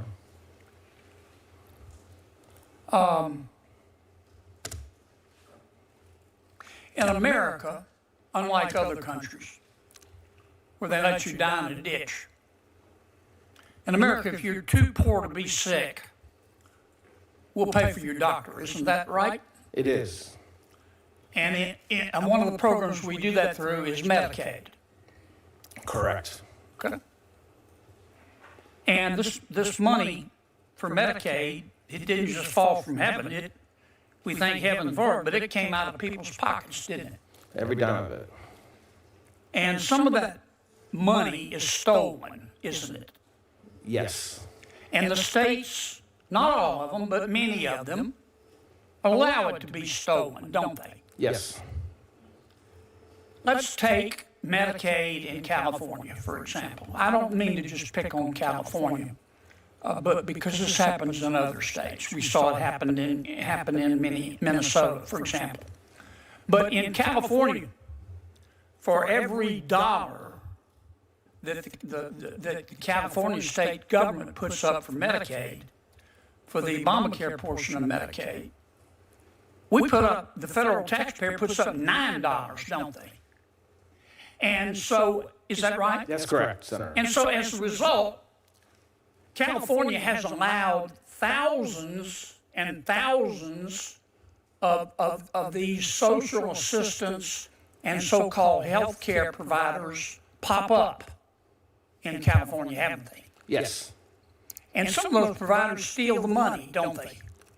Yes, we know that to be true. Yes. And the money never gets to the people they supposedly are trying to help. Isn't that correct? That's correct. And the other way that California and others abuse the fact that they're putting up $1 and the American taxpayers putting up $9. Did I mention it was $9? I think some say it's even more, but yeah. 9 work. They expand the services, don't they? Yes. Because some states, like California, I don't want to paint with too broad a brush. It's not everybody in California state government, but it's a lot of them. They see this as free money, don't they? They're not paying for it, yes. Isn't it a fact that, for example, Medicaid in California will pay a provider to provide tribal prayers? I looked all this up. I mean, I'll accept that. I didn't know that, but yes. That California will actually pay a health care provider, I didn't know this was a medical expertise, to pay for exorcisms. Is that right? I'll accept that, Senator, but that's. They pay, the California Medicaid program will pay for herbal medicines, meal deliveries. They'll pay for housing. I don't know what housing has to do with health care. Is that correct? Yes. Were you aware that the Medicaid program using federal money, taxpayer money, will pay for an in-home chef? Yes. Okay. If it's a family member, yes. Yeah, they'll even pay for gymnasium fees through Medicaid in California. They'll pay for bicycles, scooters, gym memberships. Did you know that? Yes, several states do, but California does for sure. They'll even repay your student loans. Were you aware of that? I was not aware of the student loans repayment. Yeah, they'll repay somebody's student loans to encourage them to become a health care provider. I mean, California, they're just setting all kind of records. These folks are they're wild people. California's got 12% of the population. In the last 10 years, they're responsible for half of these new so-called health providers to provide exorcisms and other things. Now, what the hell are we doing about it? Why has this gone on for so long? Senator, listen, it's a great question. And what you just described are programs that are allowed under the program. You have a whole other issue in California where a lot of these folks are just stealing the money, not even running it through for exorcism. They're thieves, aren't they? They're thieves, correct. And California just watches it happen, don't they? Not everybody in California. The government, though, doesn't it? Well, that's the challenge in a lot of states is that we don't have a state government, which you all have entrusted to run these programs and take care of the money that you all give them. There's state structures that absolutely do not do any compliance, and they don't do their job. Because they don't have no incentive to. They're getting free money. Isn't that right? Yes, I think so, yes. We got to change this, General. We're trying. I call this a slush fund. You want to talk about slush fund? This is a tier 1 slush fund that's been going on for years and years and years. Billions and hundreds of billions of dollars is stolen.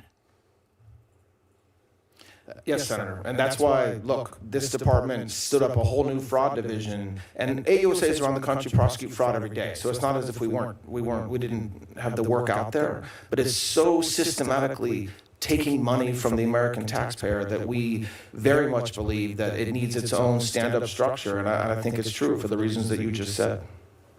If you need an exorcism, you can go to California, King. Thank you, Senator. The Tai Chi walking program for seniors is available for free until this summer. Okay, ladies, this free printable Tai Chi guide was made for women over 50.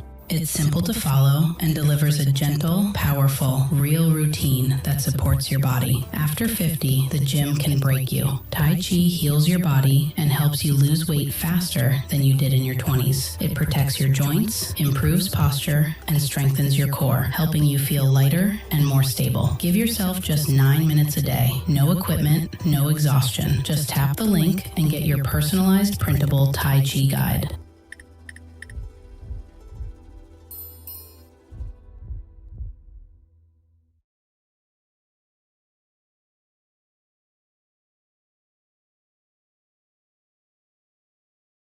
You don't know what an AI work management platform is?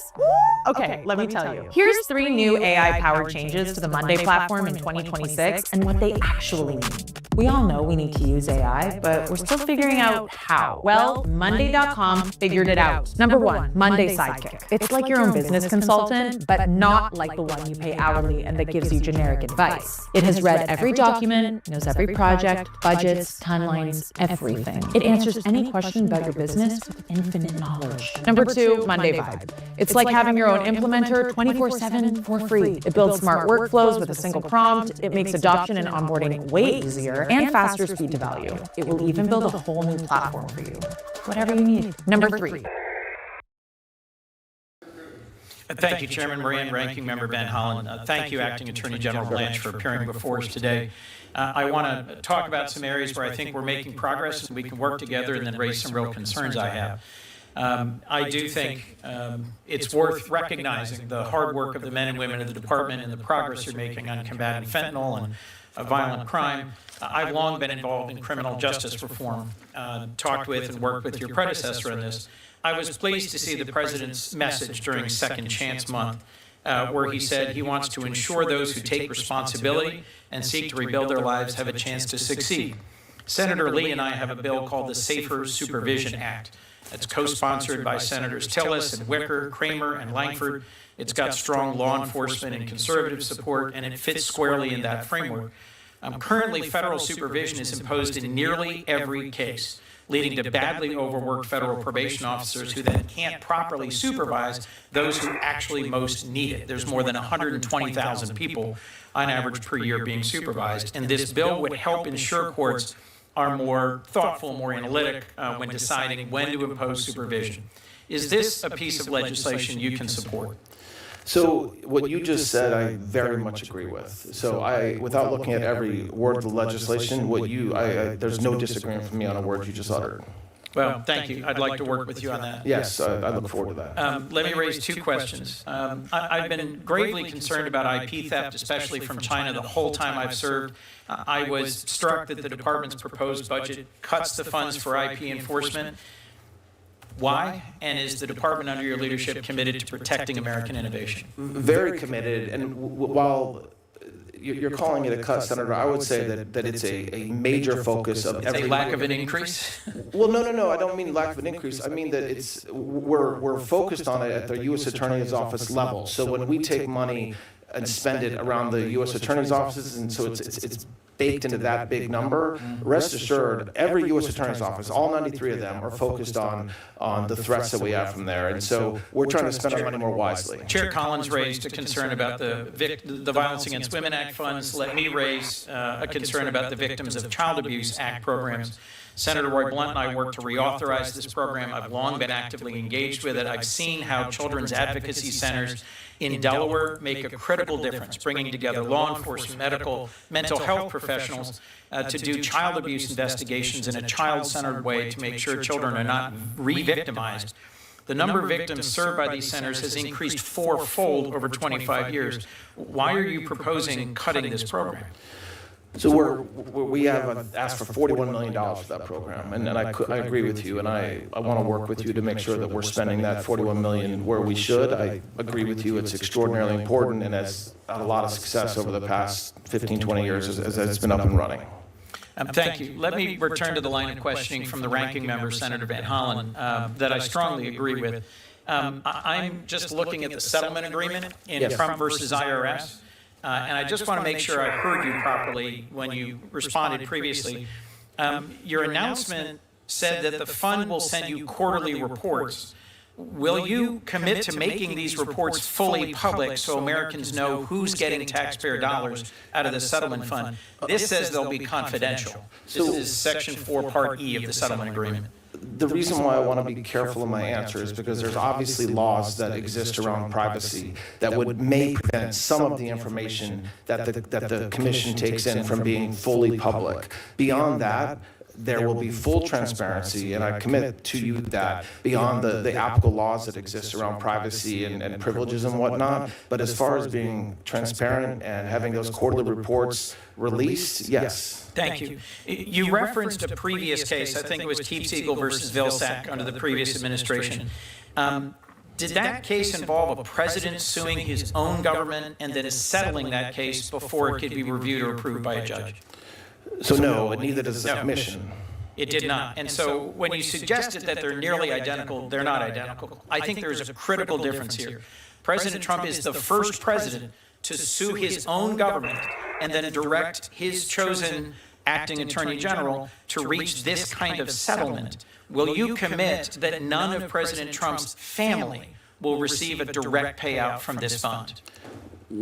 Yes, but what you just said is not true. I mean, if I can correct that. The president did not direct me to do anything. And secondly, when we said it was that the structure of the commission is similar to Keepseagle, that's true. It wasn't. The case, the underlying case is not the same. The structure of the commission is the same as the Keepseagle Has commission. it ever happened that a sitting president sued his own government for $10 billion and then directed the settlement of the case and the establishment of a payout fund?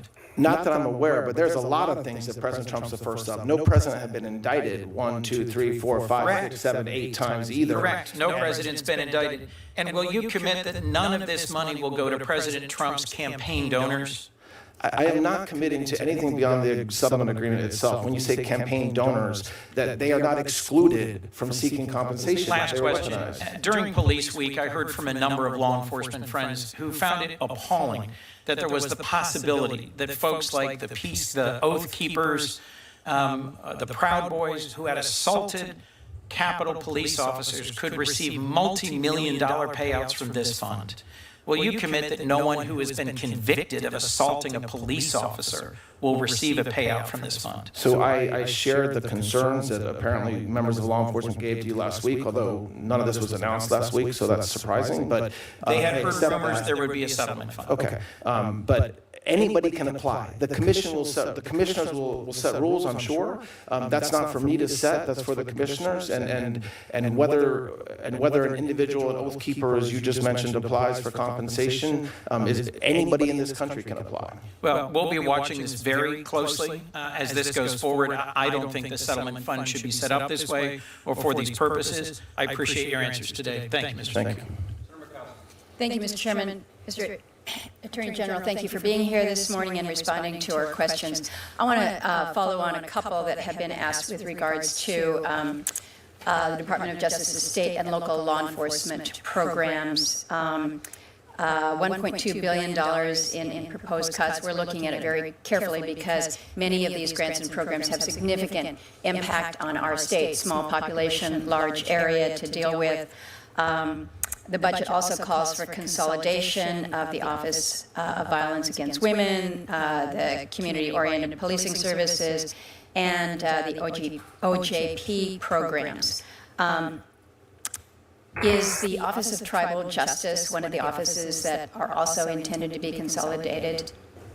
No, we're just consolidating the grant component, so OJP, COPS, and then OVD. And by the way, we're not combining them. We're just making them more efficient. So they will still maintain their own independence and brand, for lack of a better word. But what we heard from the field is that there were inappropriate inconsistencies and inefficiencies in having 3 separate kind of bureaucracies running each of those programs. So that's where Don't disagree with wanting to reduce bureaucracies. My interest is making sure that the fidelity of these grants and the availability to very rural and oftentimes just very high costs because of what we're dealing with out there, that they do not get overlooked, because when you have cuts to the level that you're proposing, one has to assume that, okay, you can talk about reducing the bureaucracy and just what the program itself might look like. But again, my interest is making sure that this much-needed assistance is still pushed down to the very, very local levels. Senator, I assure you that the rural communities, and I appreciate that they have the most challenges applying for grants because of just the way they're structured. Lack of capacity. Of course, and there's obviously, I forget the exact percentage, but a large percentage of our grants do go to rural communities, as they should, and rural police departments, as they should. And we are going to continue to do that. I mean, the COPS office is required to distribute half of the grants to rural communities. Right. But just, and I don't want to take up all your time, Senator, but that's one of the reasons why we built in, we're trying to make it more efficient, because the field said, especially rural communities, big cities don't have issues applying for grants. They have a bunch of people that can do it. And so, yes, we are very focused on that in tribal justice space, but also in the grant space. Well, know that we're watching this one very carefully. I understand that in response to Senator Collins, you acknowledged 25% cut to the Office on Violence Against Women. I was very involved in that reauthorization, and within that, we provide that OVW may not be subsumed by another grant-making component within DOJ. So we want to make sure that, again, DOJ is going to maintain OVW's statutory responsibilities and how they move forward with their grant making, and not losing out on that subject. We will, and we're aware of that. Yes, ma'am. Let me ask about the Not Invisible Act. This was legislation that I introduced some years ago. It became law. May 5th is the day that we recognize as Missing and Murdered Indigenous Persons Awareness Day. We had a big roundtable that Senator Sullivan helped to organize just a couple weeks ago. I had a lot of the folks from your department, along with Alaska State and local, as well as tribal. One of the things that kept coming up was the commission issued its final report. I thought it was pretty substantive. They issued it November 1 of 2023 after great testimony and consultation all across Indian country. But then it was removed, the report was removed very early on in the second Trump administration, and the related materials have been removed from DOJ and the Department of Interior websites. So people keep asking me, where did it go, why, what is happening? And we tried to get further information to that, again, up in Anchorage a couple weeks ago. So the question to you is, why was the report taken down? When will it be restored? And more importantly, what concrete steps is DOJ taking with the Department of Others and others to implement the recommendations? We don't want the work of this really important commission to just kind of sit and be ignored. Yes, so I don't have an answer as to why it was taken down, but I will get back to you promptly. I will tell you. I would appreciate that, yeah. And your big picture question, we are on the same page when it comes to tribal justice and the work that we have to do with our Native American community and making sure that we're giving them the resources, the law enforcement. I visited 2 so far as the Deputy Attorney General. My staff has gone out to multiples, to northern New York, the Dakotas, Oklahoma, And we'll continue to do that. I think that at the end of the day, it is a funding and training issue that is our responsibility, and I recognize that, and it's a priority. Well, and we've seen positive signals in the first Trump administration. That was when Operation Lady Justice was stood up. I think that is good. We need to continue on that.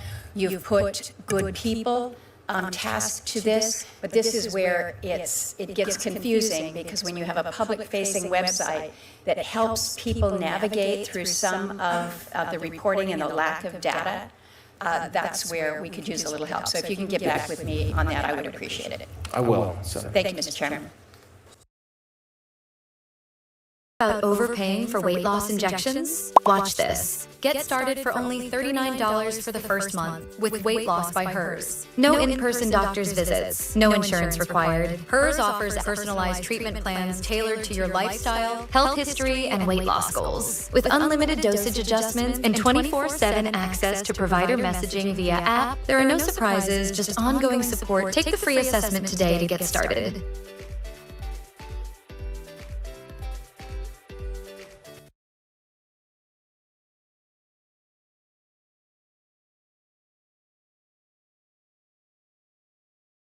Wearing all hats, it could be exhausting, right? Well, that's why I started using Upwork. It's been a total game changer. Upwork makes it easy to find talented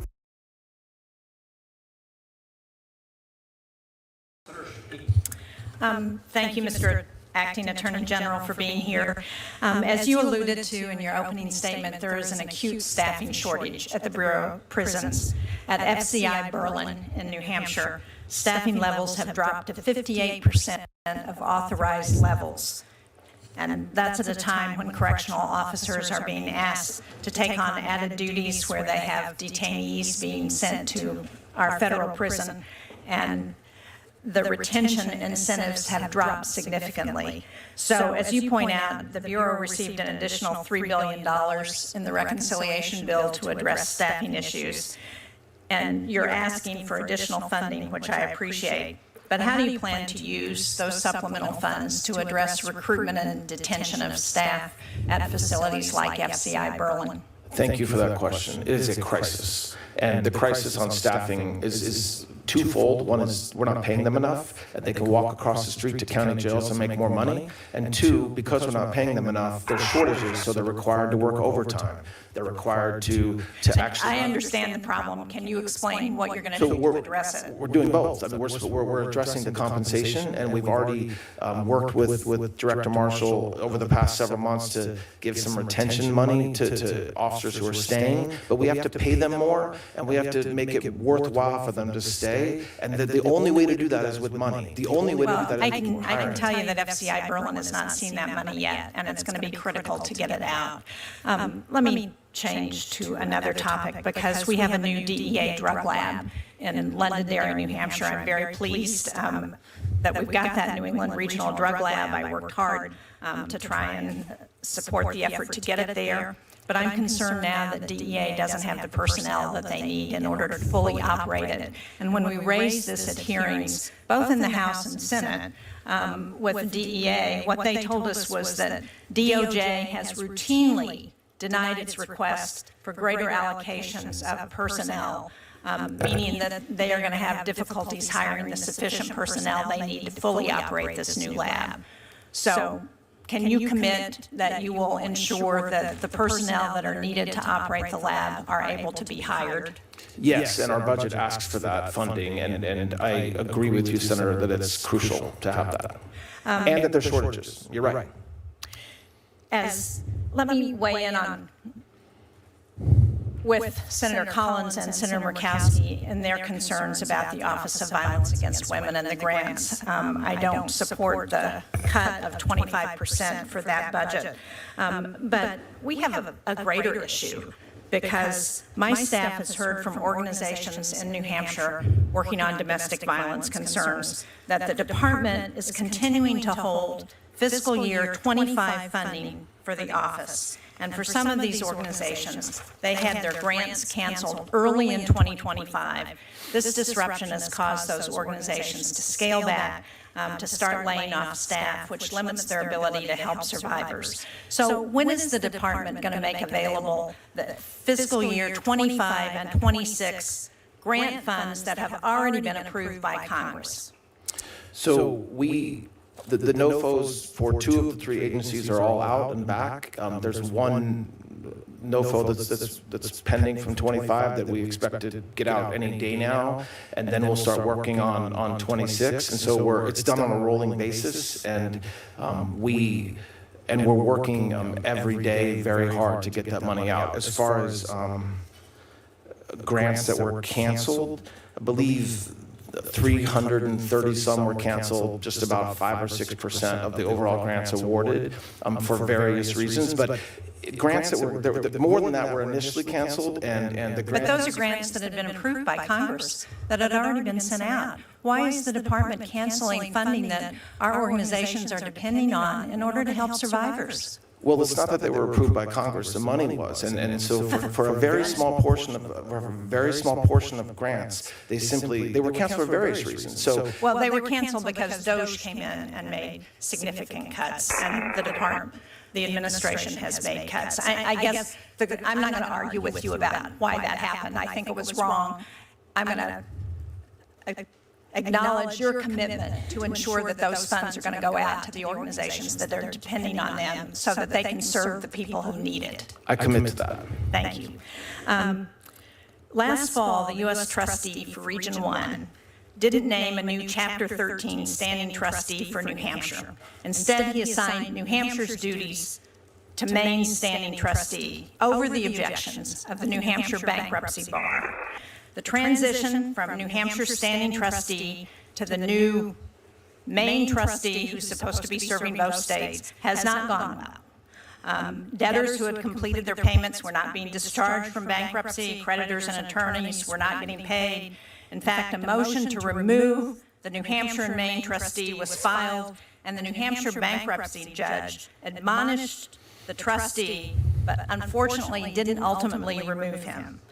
I am very concerned that we have granted staters who need to use the Chapter 13 bankruptcy and that they're being disadvantaged because of this decision for whatever reason. We have no idea because the U.S. government doesn't pay those standing trustees. There's no reason. That's not a benefit in terms of savings. So I don't know if it was a shot at New Hampshire or what the issue was, but will you commit to naming a New Hampshire-only Chapter 13 standing trustee and look into this, because it's a real problem? So we have that. And Mr. General, the time has expired, so if you can quickly wrap that up, I would appreciate it. We have that in many districts, not just New Hampshire, and we're working very hard to rectify it for the reasons that you stated, the challenges it presents. So you will look into that and try and... We've been looking into it, and we'll continue to do so, Senator, yes. Dad, what do you actually do at work? Project management. Why? I'm doing a career thing for school. How much do project managers make? Depends. ChatGPT says that.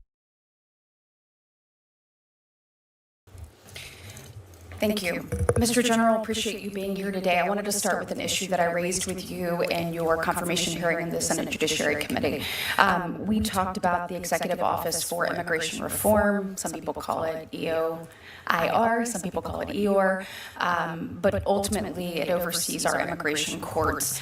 As you're aware, there was a significant backlog that was left by the Biden-Harris administration. Unfortunately, they created a culture of that, of dragging their feet and not actually completing these cases. I know they also rolled back a number of reforms that were put in place during the first Trump administration to ensure that our immigration courts functioned in an efficient manner. By contrast, obviously, under the current Trump administration, the courts in FY25 have completed the highest number of cases that we have seen in a single year in EOR's history. Finally achieved a reduction in the case backlog, and hopefully that's something that we can continue.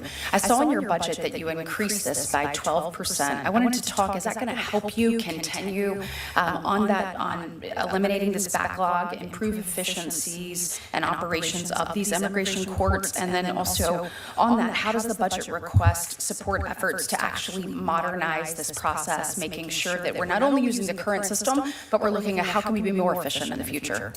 Yes, thank you, Senator. The first answer in reverse order, we have asked for $37 million to modernize the IT programs that the immigration courts use. That in and of itself will create efficiencies that will help us in ways that should have happened years and years ago and it didn't. We're also asking for more money because we need more judges. And the Big Beautiful Bill gave us authority to hire a bunch of immigration judges, and we're hiring a ton. We have a graduation tomorrow, the largest graduation of immigration judges in many, many years, if not history. And we're continuing to try to find good judges that will work hard. And the budget also, a judge needs staff, so a judge needs clerks to help process the cases. We have almost 500,000 cases were processed last year. That's extraordinary. And we're getting into the backlog. But when you have something like 4 million immigration cases, 4 million immigration cases backed up, even if you cut it down by 1 million a year, you're still looking at 3 or 4 years to catch up. But we're very focused on doing that. We tell our new judges they're going to be working harder than they've ever worked in their lives, and we expect that. And so this budget is really addressing that, the IT problem and the staffing challenge that we have. Good, thank you. Changing gears a little bit.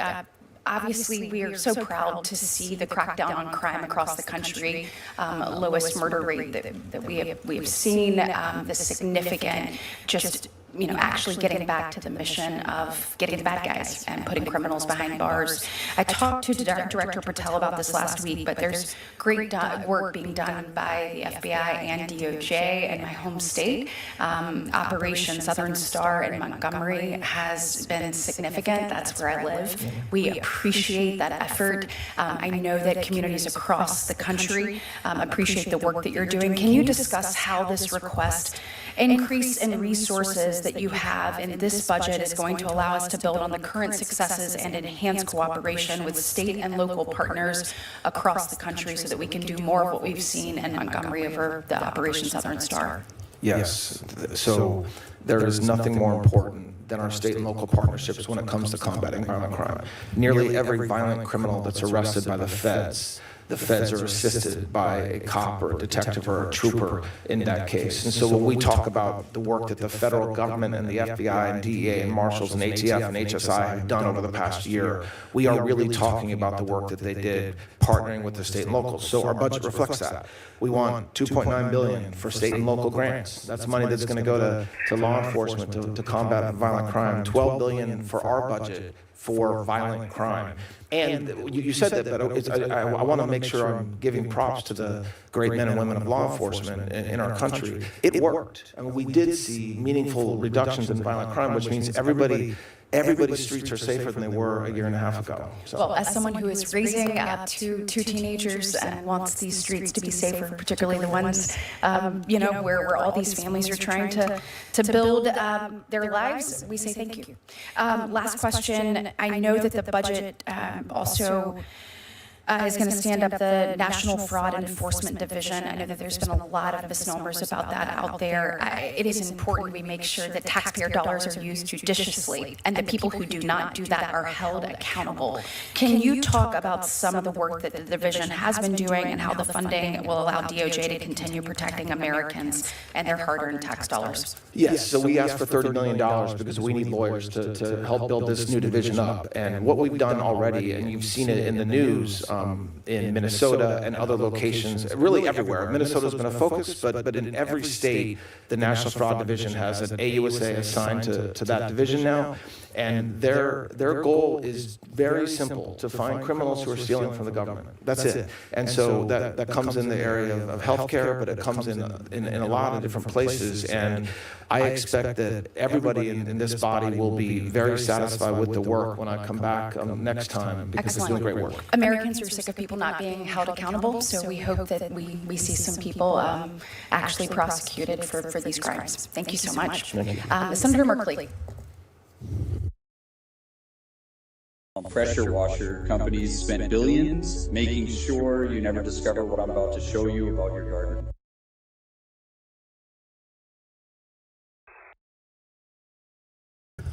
Thank you, Madam Chair.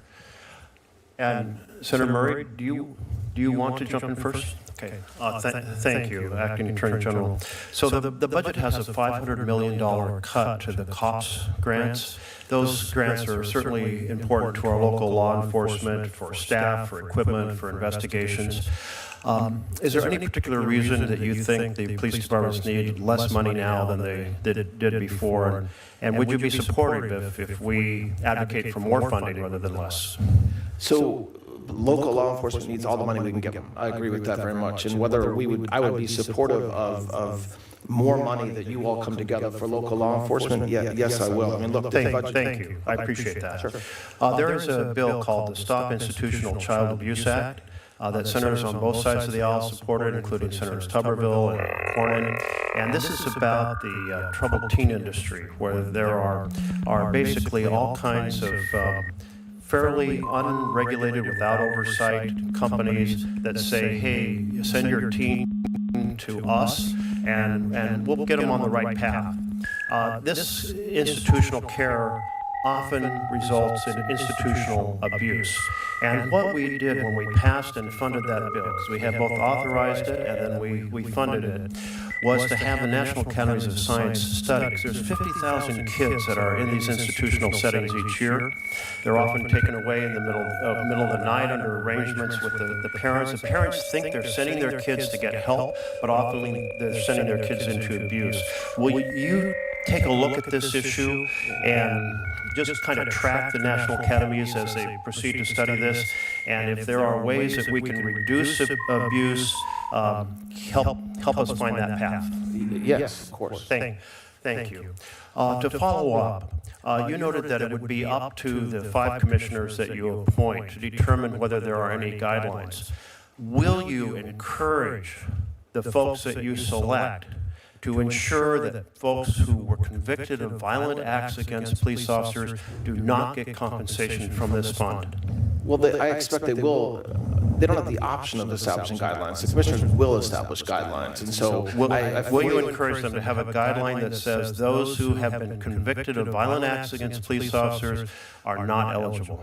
I will definitely encourage the commissioners to take everything into account when determining who should get compensation. But why not this specific issue of violent acts, convicted of violent acts against police officers? Do you feel they should get compensation after being convicted of violent acts? My feelings don't matter, Senator, in my mind. My mind is not limiting to say, this, yes, I will commit to this or that. What I will commit to is making sure that the commissioners are effectively doing their jobs, and that includes setting guidelines like you're describing.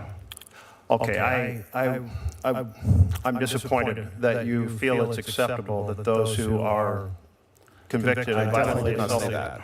Definitely did not say that. I didn't say I found it acceptable, Senator.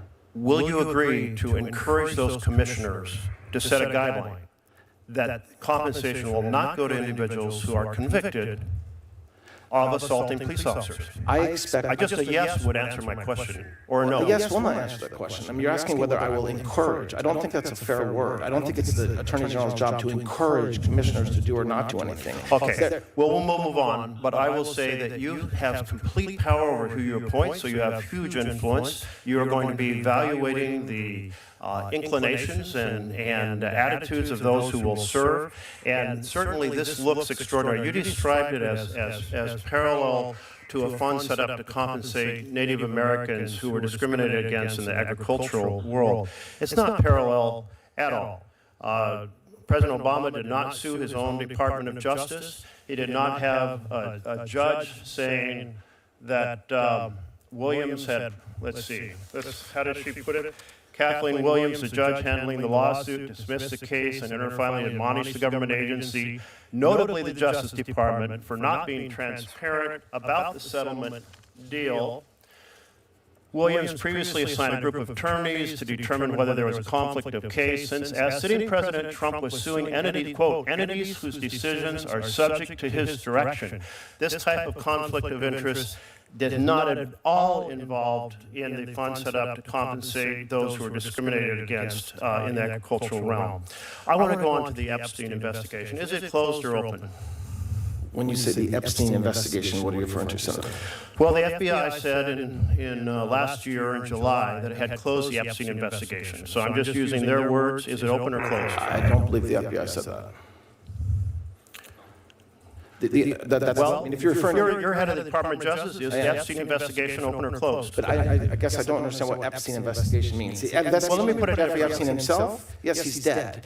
Any investigation into potential other bad guys will always be open if we have evidence that supports in any way, shape, or form that we can make a case. Okay, so Trump said in November, this was after the FBI, and it was the FBI words when they said the investigation was closed, but what Trump wrote in November of last year, I'll be asking the Attorney General, Pam Bondi,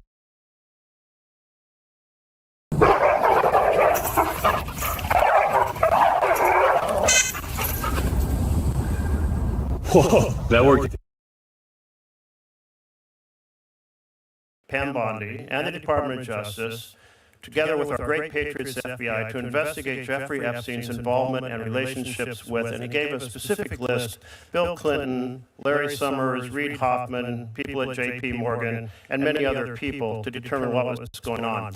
Is there a list particularly targeted at Democrats, as opposed to being, if you will, blind to party affiliation, investigations that are being pursued under your direction?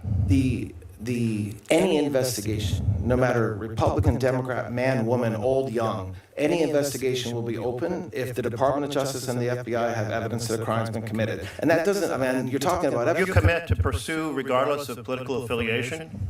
Excuse me, Senator? You commit to pursuing investigations free of prejudice about party affiliation? Of course, yes. Well, you say of course, but this enemy has repeatedly, this president has repeatedly spoken of an enemies list that he wants to go after, and I must say it's one of the symbols of the breakdown of a democratic republic when a president uses his Department of Justice, which you now head, to go after his perceived political enemies. I hope you won't be party to that. Thank you.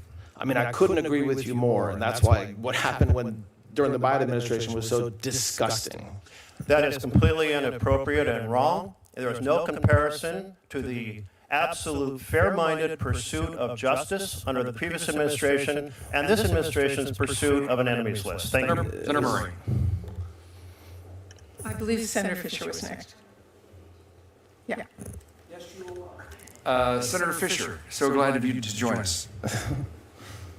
Thank you. Trying to ingratiate myself with the ranking member of the No, committee. you didn't see me at the kiddie table. It's fine. So, Mr. Attorney General, welcome. Senator Murkowski brought up to you about the consolidation of the grant programs, and also that the budget request is $1.2 billion, a cut to the state and local grants. I thank you for clarifying that this consolidation, what its intent is, but I'm still concerned about the impact of funding reductions and what that would have on our state and local law enforcement agencies. So I hope that you will be very cognizant of that as you look at the rural and really the under-resourced agencies that are I will, there. Senator. Yes. Thank you. In 2024, I passed legislation, the Recruit and Retain Act, and that was signed into law. And this authorized law enforcement agencies to use those COPS grants for recruitment and retention activities. It required a study. The study came out, not surprisingly, it identified a relationship between local law enforcement staffing levels and crime rates. More staff leads to lower crime. And the study also found that from 2019 through 2024, officer resignations and retirements have increased, and that's obviously then a decrease in officer staffing. So, Mr. Attorney General, how do you anticipate that DOJ's proposal to consolidate its grant-making components, reducing that funding for that account, how's that going to impact recruitment and retention by those local agencies, and how do you plan to address that? So we will spend tons and tons of grant money on that issue, and not only giving money to state and locals to get them new bodies, but also overtime and equipment, which all goes to keeping people on the job. More meaningfully, and beyond the grant program itself, we are making law enforcement a very good thing to be part of now. And that was one of the reasons that there was a steep decline in a lot of retirements during the time 2019 to 2024, because there was this inappropriate stigma that law enforcement or cops were bad. That's not the case anymore. And so we're working every day. We have our Homeland Security Task Forces set up, which is a partnership with state and local law enforcement and sheriffs. They're getting money. They're getting overtime pay. We're thanking them. We're giving them cars. We're giving them vehicles. And so that's what we're going to continue to do. Have you reached out to local agencies to see if their recruitment has improved? Because I can attest to disappointment by many police departments. OPPD Omaha, for example, did see their numbers really decrease. Have you reached out and have any numbers on what it is now? Regularly, including last week during Police Week, I met with a lot. It's still a problem. We have not fixed it yet. I mean, look at what happened over the past year with law enforcement officers getting doxxed and having rocks thrown at them, having local leaders say to good, hardworking cops, "You can't help." So this isn't something that we've won yet, but it's a priority to win that fight. And I'll keep on talking to state and local sheriffs and cops and detectives and letting them know that we appreciate them, and not only with our mouth, but with our pocketbooks as well. We do. Thank you. Last year, the FBI and Homeland Security Investigations announced a new Homeland Security Task Force based out of Kansas City, Missouri, and that included a location in Omaha.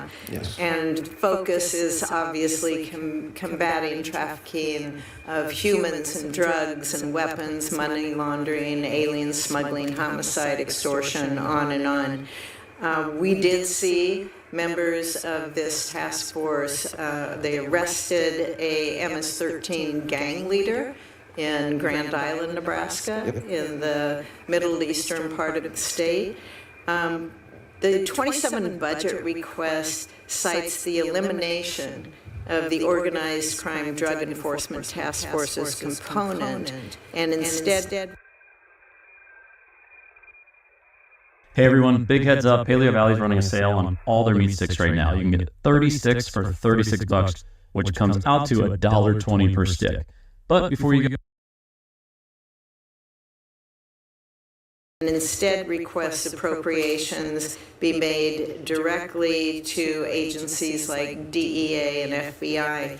Can you share how this proposed reorganization is still going to ensure strong interagency coordination so that we can see a continued focus on transnational crime threats, and specifically with those local law enforcement agencies? It's very important. I agree. So look, we dissolved the OCDF executive office. That is true. But the money that we're asking for, the money that we're going to spend, is exactly like we've been spending for a long time, except for more efficiently. So the HSTF model is built off of the OCDF model, but with a lot of improvement. Like there was a lot of overlap in OCDF money that we're now being more efficient with. So there is no doubt, as a matter of fact, the opposite is true, that we're spending that same OCDF type money, we're spending more of it, and we're getting more of it out to the field through the Homeland Security Task Force. And so that's the goal. So is that a line item within your agency, or does it need to be a line item and on appropriations? So to make sure that it's covered. So it's a line item through the appropriations, I believe, although I'll double check that and get back to you if I'm wrong. I will, yes. Okay, thank you. Senator Fisher, thank you. Now I would like to recognize the Vice Chair of the full committee, Senator Murray. Thank you, Mr. Chairman. Acting Attorney General, right now, families are paying $4, $5, even $6 or $7 for gas. Inflation is at its highest level in years because of the president's policies. But instead of helping Americans get by, President Trump is literally using their tax dollars to set up a slush fund to enrich his own friends. On Monday, your department settled the president's lawsuit by setting up a fund with $1.8 billion, and you and the president will pick the handful of people who decide how that money gets doled out. So let's be clear. What we're talking about is nothing short of the sitting president of the United States looting from the Treasury for his own gain. Do you seriously think this arrangement is appropriate? The president telling the federal government to settle a case and let him pay billions to the people that he chooses? What you just described wouldn't be appropriate, and that's absolutely not what happened, and that's not what's happening now. So you just set up a series of facts, most of which were not true. No, no, it's not. I mean, the president has set up a slush fund, however you want to say that it got set up, and he literally will get to choose through his hand-picked appointees who gets paid that fund. That is absurd. The president did not set up this fund. It's not a slush fund. It's been done many times. We have lots of funds. I heard your response earlier to Senator Van Hollen. This is not comparable to the case that you cited. A judge was not involved. This is the president versus himself setting up a fund. And the judge wasn't involved in the distribution in the Keep Siegel case at all. It just wasn't. There was a single commissioner that was set up, not five. And so when the judge signed off on that case. Yes, it was at a much later point in litigation. That's my point. That is all of our point. And I just have to tell you, this is corruption that has never been more blatant or more widespread. What is happening is you write the check, Trump and his cronies cash it, American taxpayers, who are already being whacked with high prices, are going to foot the bill. That's what we are seeing today, and that is what many of us are really, really angry about. So let me move to another topic. This Department of Justice is sending the message that if you're wealthy, if you're powerful, if you are well-connected, you won't be held accountable even if you abuse children. You know, it's after Congress passed the Epstein Files Transparency Act and DOJ finally began to release the files, your department exposed survivors' names, their sensitive personal information, and even nude photos, while redacting names of alleged perpetrators of those crimes. The message that sends is this Department of Justice worked harder to protect the privacy of potential child abusers than the survivors. Your predecessor refused to apologize to those victims, but I want to give you the same opportunity to apologize for the way the department handled the release of these documents. Will you apologize to the survivors? When the president passed the Epstein Transparency Act, that was the only time, when the president signed the Transparency Act, that was when we were legally allowed to release the files. Prior to the passage of the act, which you all passed, I agree. That is so not the question I'm asking. It was a question you asked. You asked 5 or 6 questions. I'm answering them in order. No, the question I want you to answer is, will you apologize to the victims whose names, sensitive personal information, and even nude photos were not redacted by your department? Will you apologize to them? Of course. That was, we never want to release a single victim's name. But can I answer the question, please? Generic drugstore compression socks? 3 out of 10. Synthetic material traps heat and moisture. Most people take them off by early afternoon because their legs are sweating. Compression only works if you actually wear it. Medical grade compression socks from the pharmacy? 4 out of 10. Better compression quality, but same problem. Stiff synthetic fabric. Cheap elastic at the top that leaves deep grooves in your skin. Those marks mean it is cutting into your circulation, not helping it. Cheap compression socks from online retailers with thousands of reviews? 2 out of 10. Most loose compression compression after a few washes. You are basically wearing expensive regular socks within a month. Hollow compression socks with baby alpaca fiber? 9 out of 10. And here is why it scores so much higher than everything else I just rated. The alpaca fiber is naturally temperature regulating. Your legs stay cool and dry all day. No sweating, no wanting to rip them off by noon. The compression is truly graduated. Burn 20 millimeters of mercury at the ankle, easing to 15 millimeters of mercury up the leg. No tight band at the top, leaving grooves in. I'm asking if you'll apologize. So I just said yes, but I would like an explanation to be given to that. What this act did is it required us to review over 6 million pieces of paper in a very short period of time. And so 0.001%, we made mistakes, and we owned up to them. And the second that a victim or their lawyer told us that we made a mistake, we pulled that document down, and we put lawyers 24/7 in being responsive to victims and their lawyers to make sure that we fixed every single problem. And so yes, I hear your anger. I'm not angry. I'm not angry. I'm just making sure it's understood that we matter. There are nude photos released. I just want to hear you say I apologize to those victims. So, as I just said, of course, any time we release a victim's name that shouldn't be released, we have failed as a Department of Justice. And so we have to do everything that we can to not fail. Well, I haven't heard the words, I apologize. I'm trying to give you an explanation of what happened. I don't think you're really interested in that because you keep on cutting me off. I have a few more questions here, and I want to know, and I know that Senator Van Hollen raised this, but I want to ask you, will you personally commit to meeting with the survivors? I have heard from them personally that DOJ refused to meet them, and I'm asking about you. I'm asking about the Justice Department reaching out to them to be heard, not waiting for them to navigate a legal system that has obviously repeatedly failed them so far. Can I answer? Yeah, will you reach out to them? So, as we have said repeatedly, of course, any lawyer, now if a victim has a lawyer, I'm not allowed to reach out to the victim directly, you know that. But any lawyer can reach out to the Department of Justice. They have, and I've met with many victims and their lawyers, as has the FBI, as has the SDNY. We will always meet with victims' counsel. Any victim or their lawyer can come forward to the FBI with these at any women, time. and I've met with them, and I know Senator Van Hollen has, and so many others. They are personally so feeling abused again and again and again by what happened to them originally, and now by what's happening by them.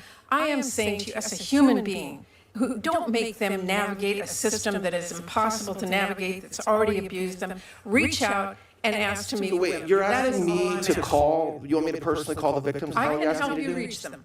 Oh, that would be great. Yes, because we have said And from day meet one, with them if of I reach course, out. there have been members that have done that. And we immediately reach out to the victims or their lawyers when the lawyers want, and they say they want to do it. We will follow up on that. Thank you very much.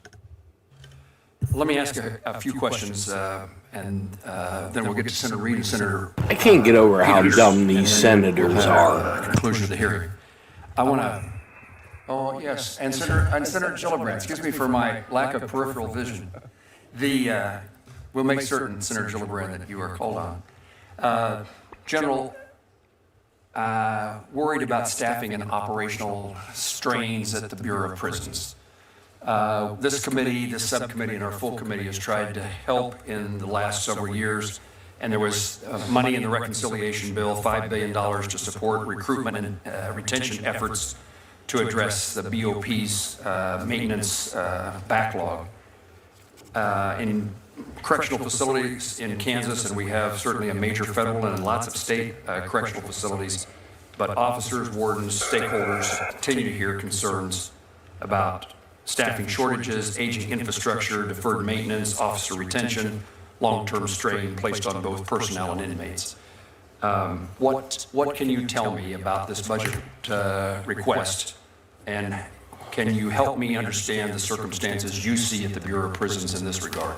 So, thank you, Senator. We were given a broken agency when we took over. Not enough money, morale was very low, and many of the prisons needed serious repairs. And so, the President's budget this year tries to rectify a lot of that, as did the Big Beautiful Bill. The vacancy rate is still 20% for corrections officers. I talked about this earlier. That has to do with retention, it has to do with how much we're paying them, and creating an environment at the BOP that they want to work at. And so that's something we have to work on. We have some of the investments we want to make, $450 million to attack the vacancy rate, and start paying some of our correction officers more, and then also a lot of money to make repairs. And so these are just safety repairs, but also structural repairs at prisons so that, again, it makes sure our inmates are protected and are safe, and that we're safe from them, and also creates an environment that's safe for the staff and the corrections officers that are working there. And so it's a big number, but it's extraordinarily important.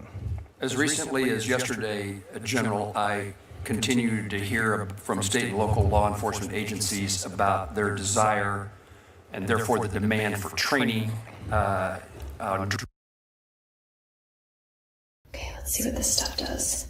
Whoa, it's foaming a lot. That's actually kind of crazy.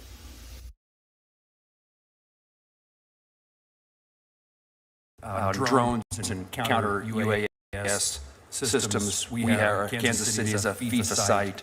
But that demand is significant. And can you tell me how the department is working with the FBI to address this issue? And I think FIFA is a significant component of it, but with the prevalence of UAVs, I think it's just an issue that needs to be broadly addressed. Yes, so we're training, the FBI is training a ton of state and locals every day, and we're on the clock because of FIFA, but we're also doing it beyond FIFA because the UASs, the drones are a big problem in every single state in this country. And so we have ATF also, that a certain portion of ATF also helps with the training as well at the FBI facility.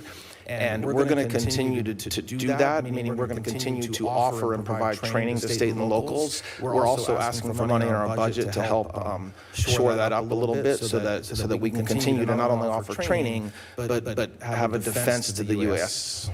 I would suggest that the FBI training center is over capacity, needs more officers and capabilities, and if the Department of Justice is interested in pursuing that, I'd be interested in trying to be helpful. I'm interested in working with you, Senator. Thank you.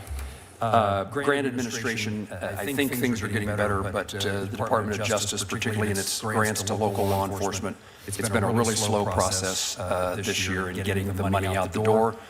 Congress shut down. The list is long for reasons that could be the case, but I want to give you the opportunity to tell me that you are now positioned to see that local law enforcement in particular, but grants in general, and those grants exceed just local law enforcement. It's other community grants, mentoring grants.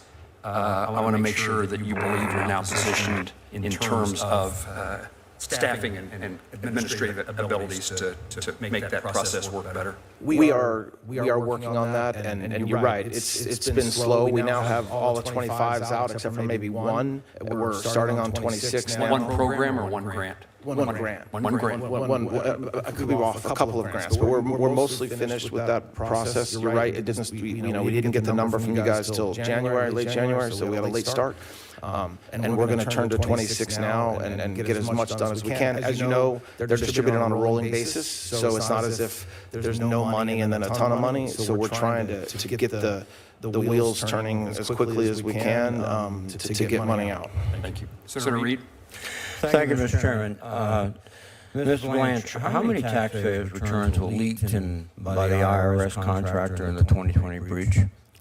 How many taxpayers, excuse me? How many taxpayers' returns were leaked by the IRS contractor in the 2020 breach? I don't know the exact amount, but a lot. 405,427. One of them was Donald Trump. Correct? One of them was Donald Trump, correct? One of them was Donald Trump and his family or others, correct. All right. And Donald Trump was president at the time. Correct. So it was his IRS department that allowed this breach of privacy, correct? It was a criminal who worked in the IRS, yes. Well, he was hired under Trump's, but this is one of the Trump. Well, there was a criminal breach that led to this, yes. Very good. How many of these 400,000 people have received monetary reimbursement for the breach? I don't think any have, including the president. No, they haven't. But you've authorized the president to agree the president should have reimbursement, correct? No, we settled the case. No, there's no reimbursement to President Trump. Well, That's interesting. So President Trump, you're going to assure us President Trump and his family will get no proceeds from this? Correct. He will not. He will not get. His family will not get. Correct. And who will direct the distribution of these? Who gets the money? From the Victims Fund, well, there'll be a commission of 5 individuals that will be set up, and they will take in requests and claims and decide whether to do anything for Mission Who will name the commissioners? I will. The Attorney General, whoever the Attorney General is. The Attorney General. Okay. Sorry, just to correct, and one of them will be done in consultation with leadership of this body. Consultation, well, that's good. But when he first announced this suit on January 30th, he said, I think what we'll do is something for charity, where I'll give the money to charity. I'm talking about the American Cancer Society. I would say established and respected charities. Will you fulfill the president's wish that it goes to respected charities? I'm aware that he put that in or said that, but that's not ultimately what the settlement calls for. Well, the settlement was negotiated between his lawyers and the Department of Justice, correct? Correct. So his lawyers did not urge that they adopt the president's vision of giving it to a respectable charity? I am confident his lawyers urged the president's desires. Obviously, there's not a charity.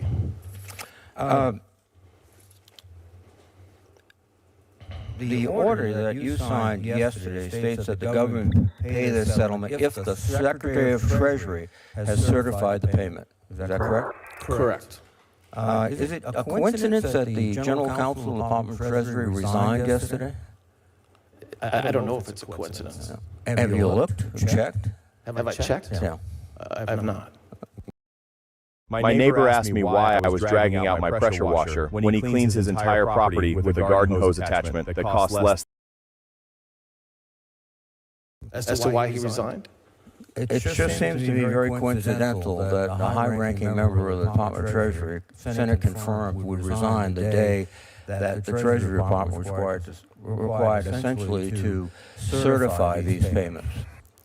Well, I believe the IRS signed the settlement agreement as well, but yes. But I can't speak to why he resigned, Senator. Well, this all seems to be an obvious abuse of power by the Department of Justice, by the President. He negotiated essentially with himself. You're his appointee. The IRS are his appointees. He's the plaintiff. And the American people, I don't think, are surprised that suddenly all this money is going to his friends or people that he, in his orbit. Will you ensure that none of this money goes to anyone convicted on the January 6th attack on the Congress? Well, the commissioners will determine who is eligible to receive the money. And who are the commissioners? They're not named yet. Who will name them? I will, or the Attorney General will, if it's not me. So, with the suggestion of the President of the United States? Excuse me? With the suggestion of the President of the United States, your boss? I do not make suggestions. I will. No. He will make suggestions to you. I have no idea if he will or not. I really don't. I have no idea if he will or not. I would be shocked if he didn't tell you exactly who to put on, and I'd be more shocked if you did not put them on. This is a travesty of the law in the United States and the Constitution. You had an opportunity to go down and talk to Ghislaine Maxwell. And then a few days later, she was transferred from a high-security prison to a very comfortable. That's very comfortable. It's just not true. She was not in a high-security prison. She was transferred from a low-security prison to a low-security prison. I mean, you're looking at me like that's verifiable. Well, I don't think at the other prison she had her own room. She had access to a private shower. She could have pet therapy. And I don't know if any of that is true. I'm not disagreeing with you. It is true, and you should know it, Mr. I should know that? Whether an inmate has access to her own shower? No. This is a person of extra special interest to the President of the United States. He's known her. Why did he send you down to talk to her? He didn't send me. I went. What do you mean? You think President Trump called and asked me to go interview a witness in federal prison? Yes, I do, frankly. Because you know why? Because the deal was in. He needed somebody he could rely upon to talk to her and say, what would she say if she was asked about Jeffrey Epstein? And you were the perfect choice. And you went down there, and suddenly, shazam, she's out of what is a more confining situation into a much more relaxed federal prison. Every word that I asked her is recorded and available to you to review. If there's criticisms of the question that I asked her, go ahead and make them. But the president did not have anything to do with my choice to go interview Ms. Maxwell. If I wouldn't have went and a career would have went, you would have said, why didn't you go yourself? Just like you expect me to know whether she has access to her own shower. You should go. Everyone in the United States who reads the newspapers know that. I guess you don't, read things like that. This whole hearing, I think, is exposing something, which is, to me, very frightening. You're a very gifted lawyer.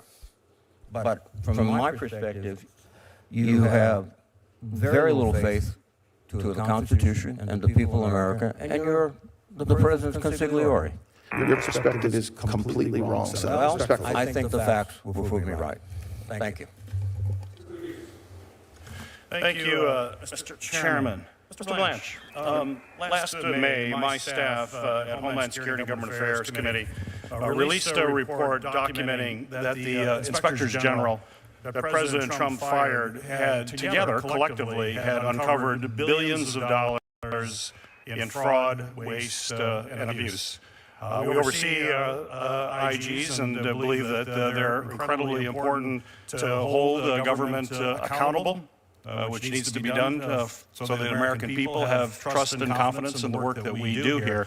In fact, it was quite, I thought, striking. The study showed that for every dollar that we spend on IGs, it's been estimated the return on that investment is roughly 18 times what we put into the IGs.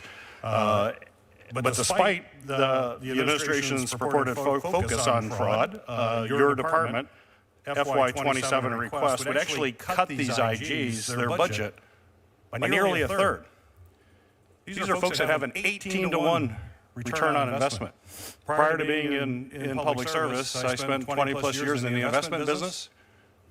If I told investors, this is an investment I'd like you to make and you're going to have an 18-to-1 return, they would jump out of their chair in excitement and say, absolutely. How much money can I put in to get an 18-to-1 return? So while the request, and this happens while you're requesting an increase for your overall agency through the reconciliation, so you're going to be gaining additional funding, which I would argue requires oversight as you get additional funding. That happens every government agency, not just yours.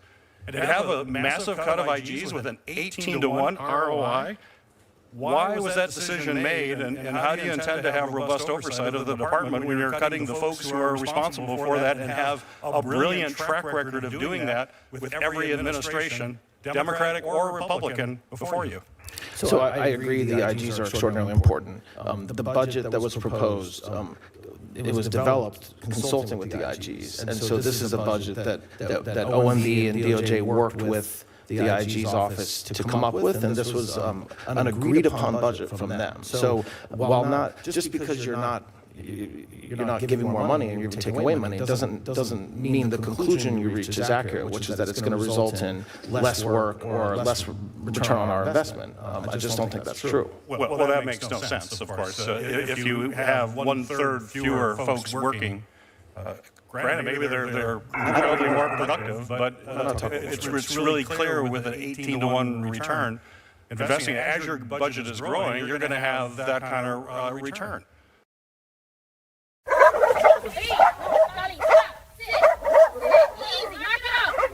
Holding. Okay, so what you just saw there might look like magic, but it's not. Most trainers completely misunderstand what's actually happening and will tell you barking is about dominance. And if you're the owner, you hear that and you start thinking, all right, I guess I need to be more assertive, more alpha, right? And so you end up raising your voice, you try a shock collar, you keep treats in your pocket all the time, you add more walks to tire them out, and I know some of you even spend thousands of dollars on training programs. And look, you're not crazy for trying that, but that's just the standard playbook. That's what most of the industry teaches. But here's what people don't understand. When a dog is barking like that, like completely losing it, they're usually... And it makes no sense to do that. Why? There's no financial sense to do it. So is there another reason you just don't want IGs on the job? As I just said, the IGs themselves work with OMB and DOJ to develop this budget in a way that made them feel that they could get their job done. So it wasn't like, we've got a budget for you, you can either take this or you're going to get a lot less.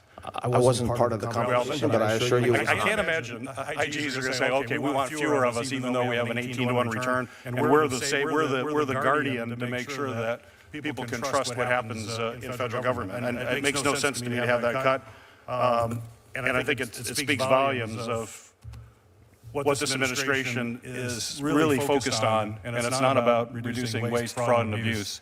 You don't do that by decimating the IG Corps. You certainly saw him fire a number of IGs earlier and have serious concerns. Mr. Blanche, the President also signed an executive order on March 31 directing the Department of Justice, the Department of Homeland Security, and the Postal Service to take a series of actions related to federal elections, including the creation of a federal citizenship list and new rules on mail ballot distribution. That order is rightly being challenged in federal court, as these are state functions. But recent reporting indicated that the implementation of that order is being coordinated through the White House meetings involving senior Department of Justice leadership, including Assistant Attorney General Harmet Dillon. So my question for you, sir, is what is the department's role in implementing the March 31st executive order? Well, it's... I want to be careful because it is under litigation, but it's as you just described. It's working with other agencies in the administration to implement the goals, which I think are appropriate goals, to make sure that we have free and fair elections, to make sure that those are implemented, whether it's DOJ that needs to implement them or some other federal agency. Well, you have other agencies. The same reporting identified the official leading the Department of Homeland Security's work, as you said, you're all working together on this, who now serves as the DHS Deputy Assistant Secretary for Election Integrity. Her name is Heather Honey, who is certainly in that position. Ms. Honey's prior claims were central to the effect to challenge the 2020 election results. Claims, as you know, have been widely disproven. It's not true, none of this stuff. She's a key player there. So my question for you, sir, is the department taking policy direction either formally or informally? You say they are from your previous answer. But from an official whose prior work was built on disproven claims about a prior federal election? Our policy direction comes from President Trump and his leadership team. So I know the person you're speaking about. She's part of DHS and certainly in meetings that we have about election integrity. But as far as whether myself or Harmet Dillon take policy directions, we take them from the president. So, interesting. A person who was part of these widely disproven false allegations and a president who, of course, subscribes to that as well. So that's what you're telling me. That's what's driving this effort by the federal government to basically take powers that the Constitution reserves for our states. Thank you, Mr. Chairman. Appreciate it.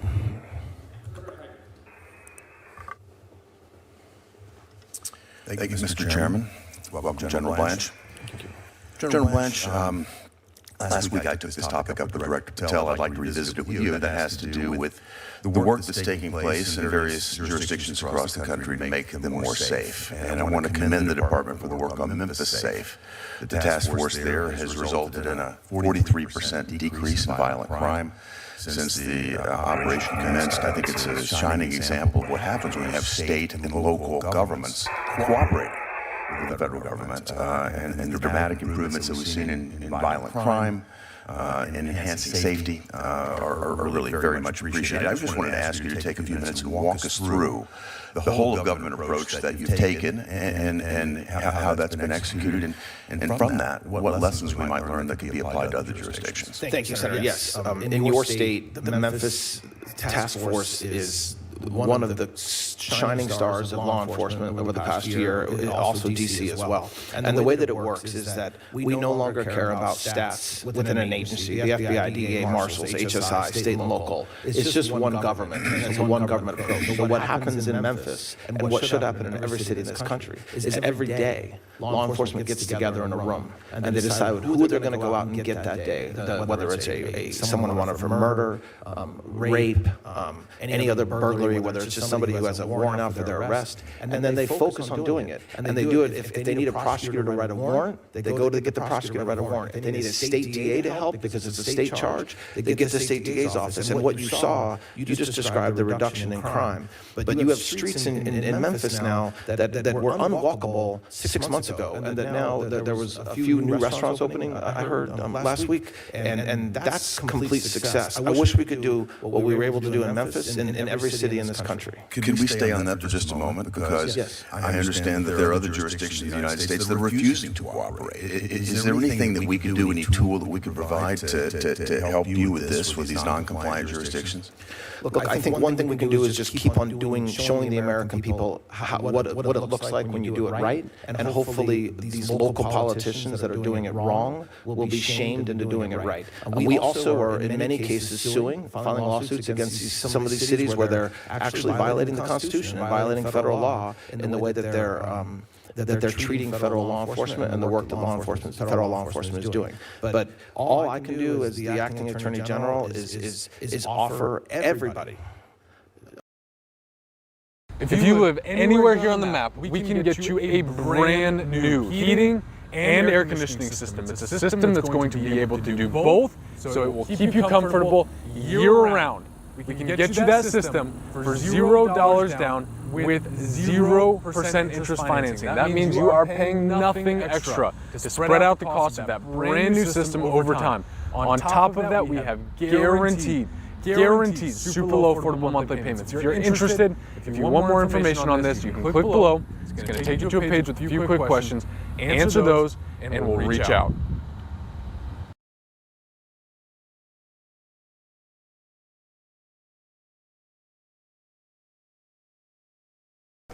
Wait, how old is the new hire?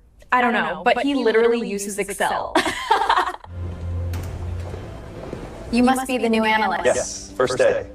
6th floor. The team is quite dynamic.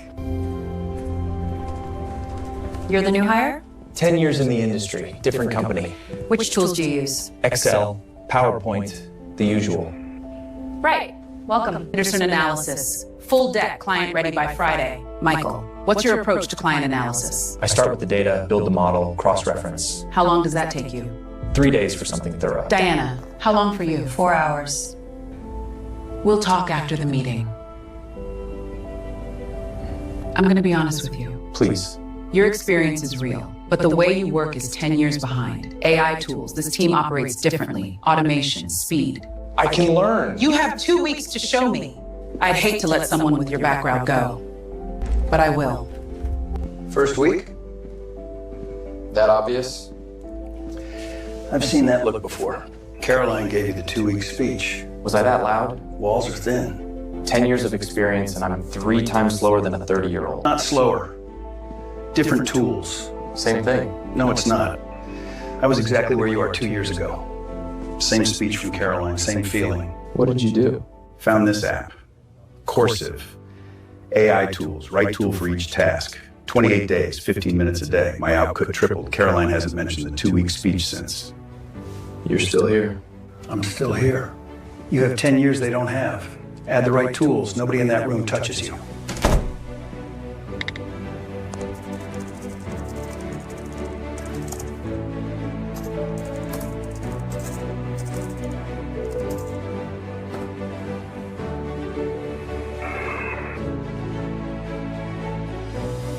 This is the Henderson analysis. Who built this? I did. When? Yesterday. 3 hours. This is the best client deck I've seen this quarter. Stay after the meeting. 3 days became 3 hours. Right tool for each task. AI certificate program. 28 days. You taught yourself. 15 minutes a day. 10 years of experience. And now the right tools. Exactly. Whitfield account, senior lead, starting Monday. I almost made a mistake letting you go. I know.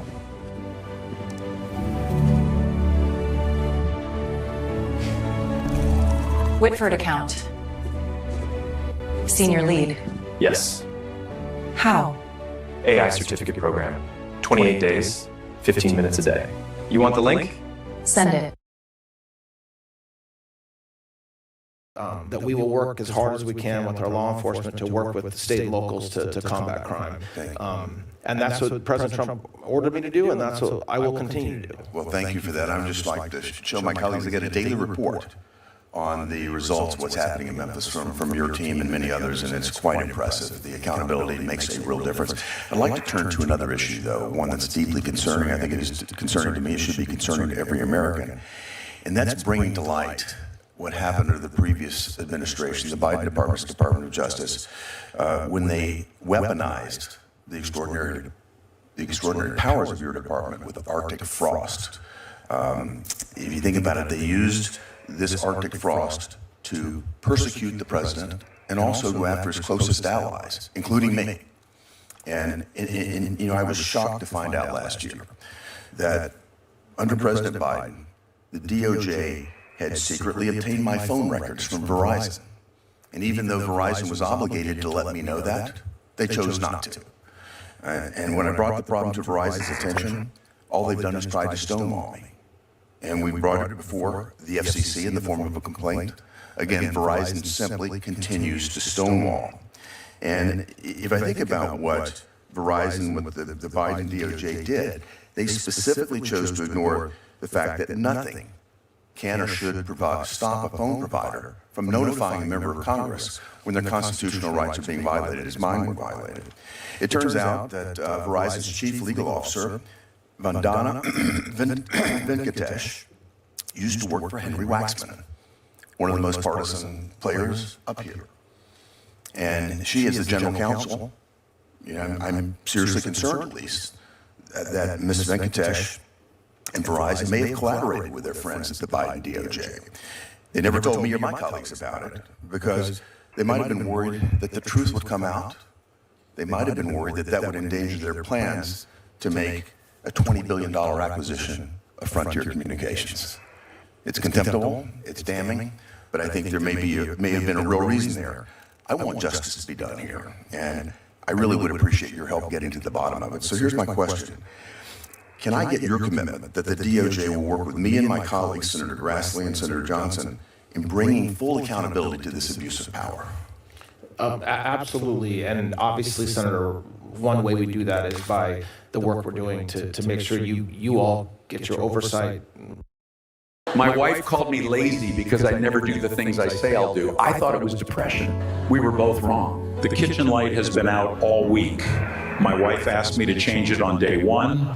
She reminded me on day 4. Right, yeah. She stopped reminding and changed it herself on day 7. I was home the entire time. She told her sister I was lazy. I heard it through the wall and I didn't argue because responsibilities as much as you deserve to get the materials that we're reviewing and collecting, but then also in proactively the work that we're doing to make sure that what happened never happened again. Understand that there are times when we subpoena phone records, we do not want the bad guys to know that we did it because we're still investigating. But the idea that could be done to a United States Senator and that it would be okay for a prosecutor to just do it, not even a scintilla of evidence anybody did anything wrong, and then not provide notice to is in some ways the worst form of abuse by the Department of Justice. Well, in fact, there's a constitutional ban, and I think a first-year law student should know that. When AT&T was requested to provide the same records, they saw the constitutional problem. They stopped. Verizon was willingly handing over my records and those of other of my colleagues. And I just asked myself, what was the purpose? What was the motivation for them to violate my constitutional rights? Was it because they wanted to make friends with the FCC, maybe Ms. Venkatesh to get an appointment sometime later? I don't know. Was it because of this Frontier acquisition that they had in mind? I don't know. But we need to get to the bottom of it. Thank you. Thank you, Mr. Chairman. You're welcome. Senator Gillibrand. Thank you, Mr. Attorney General, Acting Attorney General, for being here. Thank you. I've listened to your testimony today, and I have a concern about your focus. New York City was the site of the last major terrorist attack against the United States at 9/11. We benefit greatly from what you've mentioned, this whole of government approach, where we integrate CIA, NSA, DOD, FBI, DOJ, all integrated seamlessly, NYPD, to keep our city safe. It's one of the biggest cities in the country. It's one of the most dynamic cities in the country, and our public safety is paramount. But I've looked at your record, and I am deeply concerned that you are not using this whole of government approach, because I see you slashing programs left and right that we know work for all sorts of things, from drugs to gun trafficking to community policing to cops program, slashing so many programs that I know work. So I want to take you through them and hear from you why your focus isn't where New York City and the state and the country need you to be, which is our public safety. So first of all, do you think that China, Iran, Russia want to do us harm and would undermine our elections? Yes. Why did you delete the whole department then that is supposed to protect against the undermining of our elections? We spend a ton of time, a ton of money, a ton of man hours, a ton of resources on that very issue. Yeah, but you canceled the FBI's Foreign Influence Task Force. That's a task force. That's literally just a. It was you know what a task force is. No. I was here in 2016. I know what happened. And after that, we did a whole of government approach. Yes. We put experts in at CISA. We put experts in at the FBI, and we put experts in at the Department of Defense. Together, whole of government approach, they went state by state by state to make sure that our electoral infrastructure was sound. However, your department and this administration has aggressively fired all the people that were put in charge of this. So they were the people at the FBI in charge of it. So why have you dismissed those operations? Where that failed, there were no state and local involved. It was all just a bunch of federal people, mostly out of Washington, D.C., okay? And the FBI agents were all Washington, D.C. The way they were agents, not around the country where we needed them. So the way they were addressing it, by closing down that task force, is by having HSTF set up in every single, including in New York City. Every single agency, every single state now has a HSTF, and that is one of their main focuses. And it does work with state and local. I want a complete report on this, because I don't have confidence that you are doing what needs to be done, because if all the 300, 400 expert people that were in our previous administrations, multiple administrations, Democrat and Republican administrations, if none of them are good and you're starting over from scratch, that doesn't sound like the recipe for success. I didn't say none of them were good. That's not what I said. Well, they've all been dismissed and they've all been fired in all three areas. That's not true. They have not all been dismissed. We fired the people from DOD, we fired the people from CISA, we fired the people at the FBI. They were all dismissed. They were not all dismissed. Many of them are still here. Ask for a briefing, look into it, and give a report to this committee, because I'm telling you, if you agree that our adversaries do not have our goodness in mind, they don't have our protected elections in mind, Yes. I need laser-like focus on solving this You're getting problem. laser-like focus. All right, I'd like a report on that. Second issue, gun trafficking. We have been working so hard as a federal government to stop the flow of illicit guns into our communities, where someone can sell guns out of the backs of their trucks from some criminal gun dealer who's trying to get these guns into the hands of criminals, and we're supposed to get data every year so we can show that our gun trafficking laws are working. These new enhanced laws where police officers can now go cross state lines to do their investigation. Why are you not giving me the data about gun trafficking? I need to know if it's working. I need to know if these cases are being prosecuted, and I can't even get data out of your department. Well, the cases are being prosecuted. We did. Will you give me the data so I can assess it? I don't know what data you're talking about. The number of If you're tired of constantly switching glasses, you have to try this. Throw away your outdated reading glasses and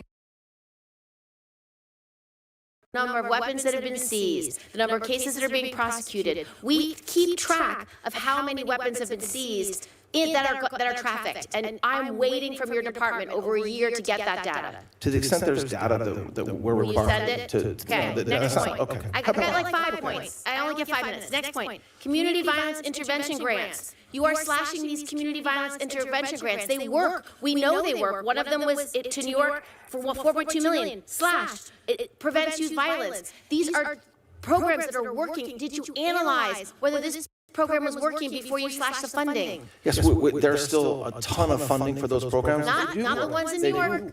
You just deleted them. Delete. It's shocking. It wasn't delete. Okay, well, 4.2 was deleted for the Local Initiative Support Corporation that funds. It's not a deletion. It's just that we're not seeking funding for it through this exact. No, I'm seeking funding for it. I've asked for the money, and we've gotten grants for this, and you just suspended this grant program. I'm happy to work with you to make sure we're spending the grant money the right way. I don't have any more time, but there's the community-oriented policing grant cuts as well, the COPS funds. This is something our police officers and our community policing development micro grants, they benefit from it. De-escalation training grants, programs that work, our police officers need it, and then drugs. We have an anti-heroin and anti-methamphetamine task force, and we need to be funded, and it's not being funded, so I just... It is being funded, absolutely. There is a different amount of funding, but it is being funded. No. You've eliminated funding for both the anti-heroin, anti-methamphetamine task force.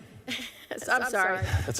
Which is the task force that stops the trafficking of heroin, fentanyl, and the very long word I can't pronounce.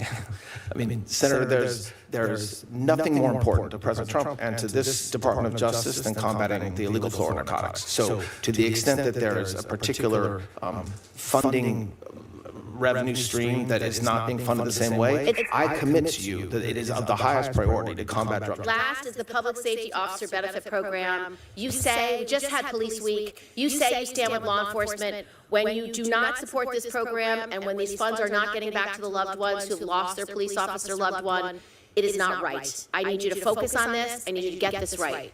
We're committed. Thank you, Senator.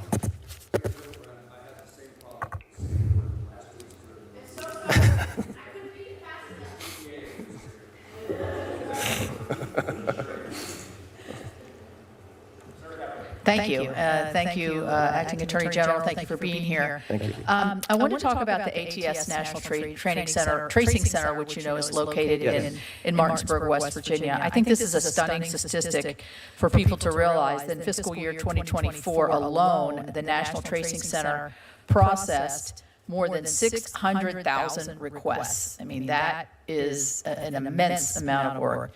It also helped to identify the deranged individual who attempted to assassinate President Trump in Pennsylvania. So obviously, it's great work out there, but I am concerned that we have to prevent the release of firearm trace data to anyone other than law enforcement for investigative purposes. Can you elaborate on the importance of the NTC, but also how it functions within the ATF? And can you describe how your budget requests will sustain these critical services? Yes, of course, Senator, and I agree with you. It is an extraordinarily valuable law enforcement tool, but it can be abused. And so what the ATF has to make sure we're doing is we're using the tracing data. And by the way, it's not just for federal cases, it's for state and local cases, it's for local crimes, and so it's a true testament of the power of the federal government to help the states. We have to make sure that data is shared only where it needs to be shared and only to further law enforcement investigations. Our Director Sakata is laser focused on that. We have the benefit of having somebody who's been an ATF agent for 2 decades, and so we'll continue to make sure that not only we're spending the money to make sure that we're successful, but also making sure that we have guardrails around it so that it doesn't get abused either by ATF or by anybody state and local wise. Thank you. Thank you very much. I want to talk about the HIDTA Task Force collaboration. I know DOJ is a valuable member of the HIDTA Task Force, and honestly, we had the ONDCP Director, Sarah Carter, came to West Virginia a few weeks ago. We had a roundtable. U.S. attorneys are there, local partners, local law enforcement. Very interesting conversation. I personally want to see the high-intensity drug trafficking, the HIDTA program, stay within the White House. I know this may not be a decision that you're actively involved in, or because there's always, through several administrations, a desire to move it over to DOJ. Do you have any perspectives on that, and what does this budget have to say about it? Look, I know that President Trump is going to give a ton of money, I think over $11.4 billion to combat the drug crisis, and that includes a lot of money to HIDA. The way that it's running through the ONDCP now as opposed to directly to DOJ doesn't make a difference to the effectiveness that we can have to run these programs. It hasn't made a difference over the past year. It will not make a difference in the coming years. To the contrary. Remember, another big part of the drug fight is DHS and HSI. And so one benefit of having it go through kind of a one higher place is that we make sure we're spending the money across the federal government in the ways that it's smart. So I have had zero issues with that setup, and I don't think Administrator Cole has had any issues with it or any of other law enforcement. Hey, I mean, personally, I think the issue is so large, and you heard Senator Gillibrand talking about it in New York. Our state has a particular issue, and I'm so pleased with the President's southern border initiatives. Fentanyl seizures are down, meaning less fentanyl into the country, but it's just such a devastating and terrifying drug that's killing too many people. I did want to I noticed in your opening statement you made a comment about the Bureau of Prisons. I just had a conversation with my fellow West Virginian, Billy Marshall, who's head of the BOP.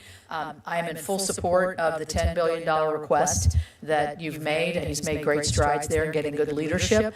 And they're safer. We have several federal prisons in and around West Virginia, and not only are the staff safer, but the inmates are safer as well. And I would encourage you to keep pounding that drum. We will. Thank you, Senator. Let me ask you a question in the last few minutes that I have. There's a few seconds. The Tai Chi walking program for seniors is available for free until this summer. Okay, ladies, Few seconds. All right, geez. There's always a headline about Assistant Attorney General leaves DOJ, and it sounds, like it's a political statement rather than, or a lack of confidence statement, or doesn't like the way that the direction of the department is going. And I know you see this, the public reports. Isn't this the way it's always been at DOJ, people moving in and out, and you yourself were at DOJ at one point before you went into private practice. I don't know if you want to talk about, at the upper echelons of your leadership team, where you see this going, and is it a political statement, or is it the cost of doing the business and ebb and flow of workforce? I think we have a great team, and not only DOJ, but President Trump's entire administration. That necessarily means that sometimes people come in and sometimes people leave. I was a federal prosecutor until I had no money left, and I had to go to the private sector. And I think there's pressures on family, and it's not a political statement. I think the president has assembled a phenomenal cabinet, and the cabinet has then assembled leadership that I think is every day working hard to fulfill the president's agenda, and when it comes to DOJ, to make America safe again. And so my team that works at DOJ, some of them will stay for 4 years, and some of them will probably leave in the next month or two, and that's natural. And all we can do is thank them for their public service and to keep on hiring great people. Thank you for your service. Thank you. Senator Capito, we're going to conclude this hearing in just a moment. Senator Van Hollen and I have the practice of wrapping up our thoughts with questions or statements, and then we'll conclude. I'm in a particular hurry to get to the Defense Appropriations Subcommittee to ask questions there. So if I quit explaining what we're going to do, I'll get there sooner, and I now recognize Senator Van Hollen. Thank you. Thank you, Mr. Chairman. Mr. Blanch, in response to Senator Coons saying that Capitol Hill police officers were worried that people who assaulted them on January 6th might benefit from a slush fund, you said that couldn't be true because it hadn't been set up. I didn't say it couldn't be true, Senator. I didn't say it couldn't be true. I said it was surprising it was true. Okay. So it is very possible that people have been anticipating getting payments from the administration, people who were part of the attack on the Capitol on January 6th, right?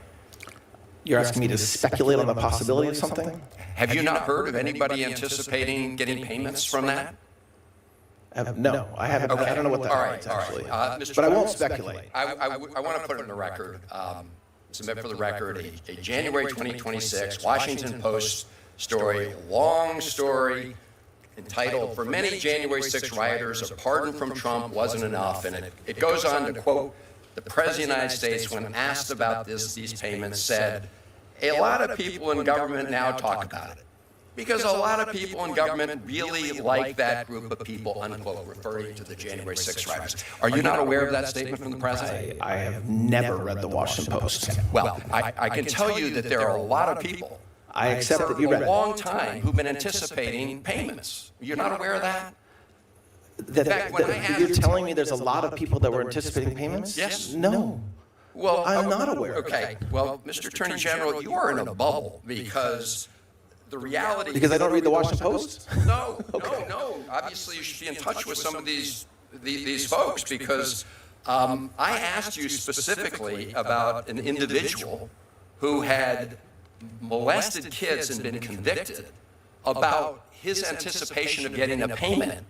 And you said that couldn't be true. In fact, that was a lie. I want to read you. I didn't say that. I got the transcript right here. You said it was obvious. I'm obviously lying to the question because there's no way the person committed to that because the slush fund did not exist. That's what you said. I'm going to read from you, Mr. Attorney General, an affidavit from the Hernando County, Florida Sheriff's Office. And I want you to listen carefully to what this police officer said about this criminal named Andrew, pardoned by the President, now being charged for child molestation. He says, Andrew also told that since he was pardoned for storming the Capitol on January 6, 2021, and he was being awarded $10 million as a result of being a January 6er, Andrew did tell that he would be putting him in his will, referring to one of the victims of his molestation. He would be putting him in his will to take any money he had left over. This tactic was believed to be used to keep from exposing what Andrew had done to him. Signed on. I aimed this nozzle at my driveway and the dog across the street pooped himself. A property manager pulled up to one of my job sites last summer and watched in complete shock as my crew under penalty of perjury by someone in the sheriff's office. And you're telling me you don't know about all these people who have been signaled by the President of the United States and others that they're going to get payments. I think that's what you just read is disgusting. I'm horrible that happened, but that's not what I said. When you can say you're telling me and make up something that I'm not saying, or you can let me speak. Mr. Attorney General, I'm reading from the statement here. I got a transcript of what our exchange earlier. And you essentially said, well, you're obviously lying in your question because there's no way this person committed to that because the slush fund of which you called it did not exist, just as you suggested. Right, and it's true that even the affidavit that you just read said that you would be awarded, this criminal suggests he'd be awarded $10 million. Now you're playing absolute word games. I am not playing a word game. Of course you are, because people also words matter. Words matter. So if you're going to quote me accurately. Mr. Chairman, I'd like to put in the record, January 6 rioter pardoned by Trump was sentenced to life in prison for child abuse. Pardoned Capitol Hill rioter tried to bribe child sex victim with promise of January 6 payout. And I will close with this, Mr. Attorney General.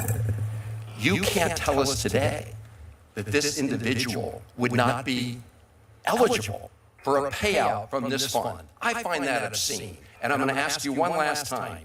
You keep comparing this case to the Keep Eagle case. In that case, as you've admitted, a judge ultimately signed off. I'm asking you, before you proceed with this fund, will you have a federal judge sign off on it? I didn't compare the cases. What I said is the commission that we set up yesterday is nearly identical to the commission that was set up during Keep Eagle. So please, you repeatedly put words in my mouth, and then you say, oh, I'm playing wordsmith. Words matter. Mr. General, they do matter. You said there were, look, the transcript will speak for itself. It will. But you compared in your own release. In the Department of Justice's own release, you compared it to this case. And in this case, a judge signed. My final question is, will you agree, as they did in that case, that before you proceed with this fund, a federal judge will sign off and approve it? You agree to that? Federal judge. So there's no mechanism. Actually, there is a federal judge presiding over this case. The case was dismissed by the judge last night. Yeah, because you moved to create this fund. I didn't move. I did not move. The settlement result, Mr. Attorney General, come on. So so you're not going to submit this proposal to any federal judge or independent? There is no judge. Any independent authority? What does that mean, an independent authority? It means not somebody who's getting to pick 5 of the members who was the president's former personal attorney. That would be somebody who would be independent. I'm the acting attorney general, okay? The fact that I used to be President Trump's lawyer is just a fact, but I'm the acting attorney general. So don't say the president's former personal lawyer will do something. The acting attorney general will do something. Mr. Attorney General, you are acting today like the president's personal attorney, and that's the whole problem. You've got you have a whole banner of his face hanging over the Department of Justice, and you and everybody else walks under it, and you are acting like you're his current personal attorney. Mr. Chairman, I have no further questions. Attorney General, let me ask this question in this regard to the fund. Is there in your mind a nature or description of the individuals that you hope to find to serve on that board that makes the decisions that we're talking about? Yeah, we want people who will have the ability to evaluate. I mean, with a couple of the questions from the senator and from others today, evaluate whether somebody who's applying for compensation is entitled to it, and if they are entitled to it, what amount and how to go about doing that. So we expect there'll be experienced people. It'll be public. People can be critical if they so choose, and so we haven't come up with names yet, and we will. I think we have 30 days to do so, and when we have the names, we'll announce them. And what's the standard by which a determination is made that compensation should be had? So in the broadest sense, it's weaponization. It's not limited to Republicans. It's not limited to Democrats. It's not limited to January 6 defendants. It's limited only by the term weaponization. And so I expect that the commissioners, and what I expect they will do, because they'll have to, is set up guidelines and set up procedures for individuals to apply for that. The weaponization then gets defined, could be, I assume you can't expand the word weaponization, but you can narrow where it seems to be most applicable, where the weaponization, if it occurred, is the most egregious. Is there some kind of standard by which you would evaluate a case-by-case basis? I think there has to be standards, and I think it is a case-by-case basis. I think that it will depend on, but by when you say there's a standard and then say it's case-by-case, that's the issue, right? Is that the case-by-case analysis is what's going to have to be done, and I expect that it will be done. I mean, I think it's telling that everybody on the left and everybody in the liberal side of the media immediately says it's a slush fund for President Trump's friends. If anything else, that's an outright admission that they know that the people that really had this Department of Justice weaponized against them were President Trump and his friends. But that is not what the commission says. That is not what the AG order that I signed yesterday says. It does not limit it to President Trump or President Trump's friends. To the contrary, President Trump isn't taking a dime. And so the fact that there's a view that this slush fund, which it's not, is going to be only given to Republicans or friends of the president is one, not true. But two, it's very telling that that's the reaction from Democrats, because it proves the point that President Trump has been saying for a very long time, which happens to be true, which was for the first time in our nation's history, you had an administration seek to destroy the previous administration, not just President Trump, anybody that came in contact with him. I've said it before, but you're talking about his gardeners being put in the grand jury, his Secret Service detail being put multiple times in the grand jury. That's what the last administration did to try to destroy President Trump. And he has said publicly, and I very much agree with him, that he doesn't want this to ever happen again to anybody. And so how do you go about making sure it doesn't happen again to anybody? Well, you change the culture, which is what we're doing. You also set up a mechanism where people that did have it weaponized, have this Department of Justice and this federal government weaponized against them, can apply. Does it mean they're going to get money? No, it doesn't mean they're going to get money. It just invites them to apply. And they make a case of some kind to meet some standard, right? Yes, and there's a flaw in the legal system, because this legal system was not set up to compensate for what the Democrats and what Biden and what Garland did for 4 years. It doesn't know how to cope with the fact that hundreds and hundreds of administration officials had their phones taken from them, members of the Senate, had their had their phone records subpoenaed and weren't told about it. The system isn't set up for that. In answers to questions previously put before you this morning, did you took, I assume, because what the settlement agreement says, you eliminated certain individuals from being qualified to receive benefits from this fund. What's the list of those individuals? Well, the plaintiffs in the underlying lawsuit have agreed to accept an apology. So that's President Trump and his sons, I believe. And otherwise, there is no limitation. So whether you're Hunter Biden or whether you're another individual who believed they were a victim of weaponization, they can all apply to this fund. And again, it doesn't mean the commissioners will agree. It doesn't mean that they're getting $10 million or whatever was just read a few minutes ago. It just means that you can apply. And the decision by the commission is by a majority? Yes. 3 or 5? Correct. And finally, this issue, while it's of interest to all of us as United States senators, this committee has no jurisdiction over this issue, in a sense, because this is mandatory spending. Have you had conversations with Senator Durbin or Senator Grassley or the Judiciary Committee? I have not had conversations over the past 24 hours about this. No, I have not. General, anything you'd like to add to what you've said today or take away from whatever you said today? No, just thank you and the committee for their time today. There are no further questions. Senators may submit additional questions for the subcommittee's official hearing record. We request that the Attorney General respond to those questions within 30 days. The subcommittee stands at recess to the call of the chair.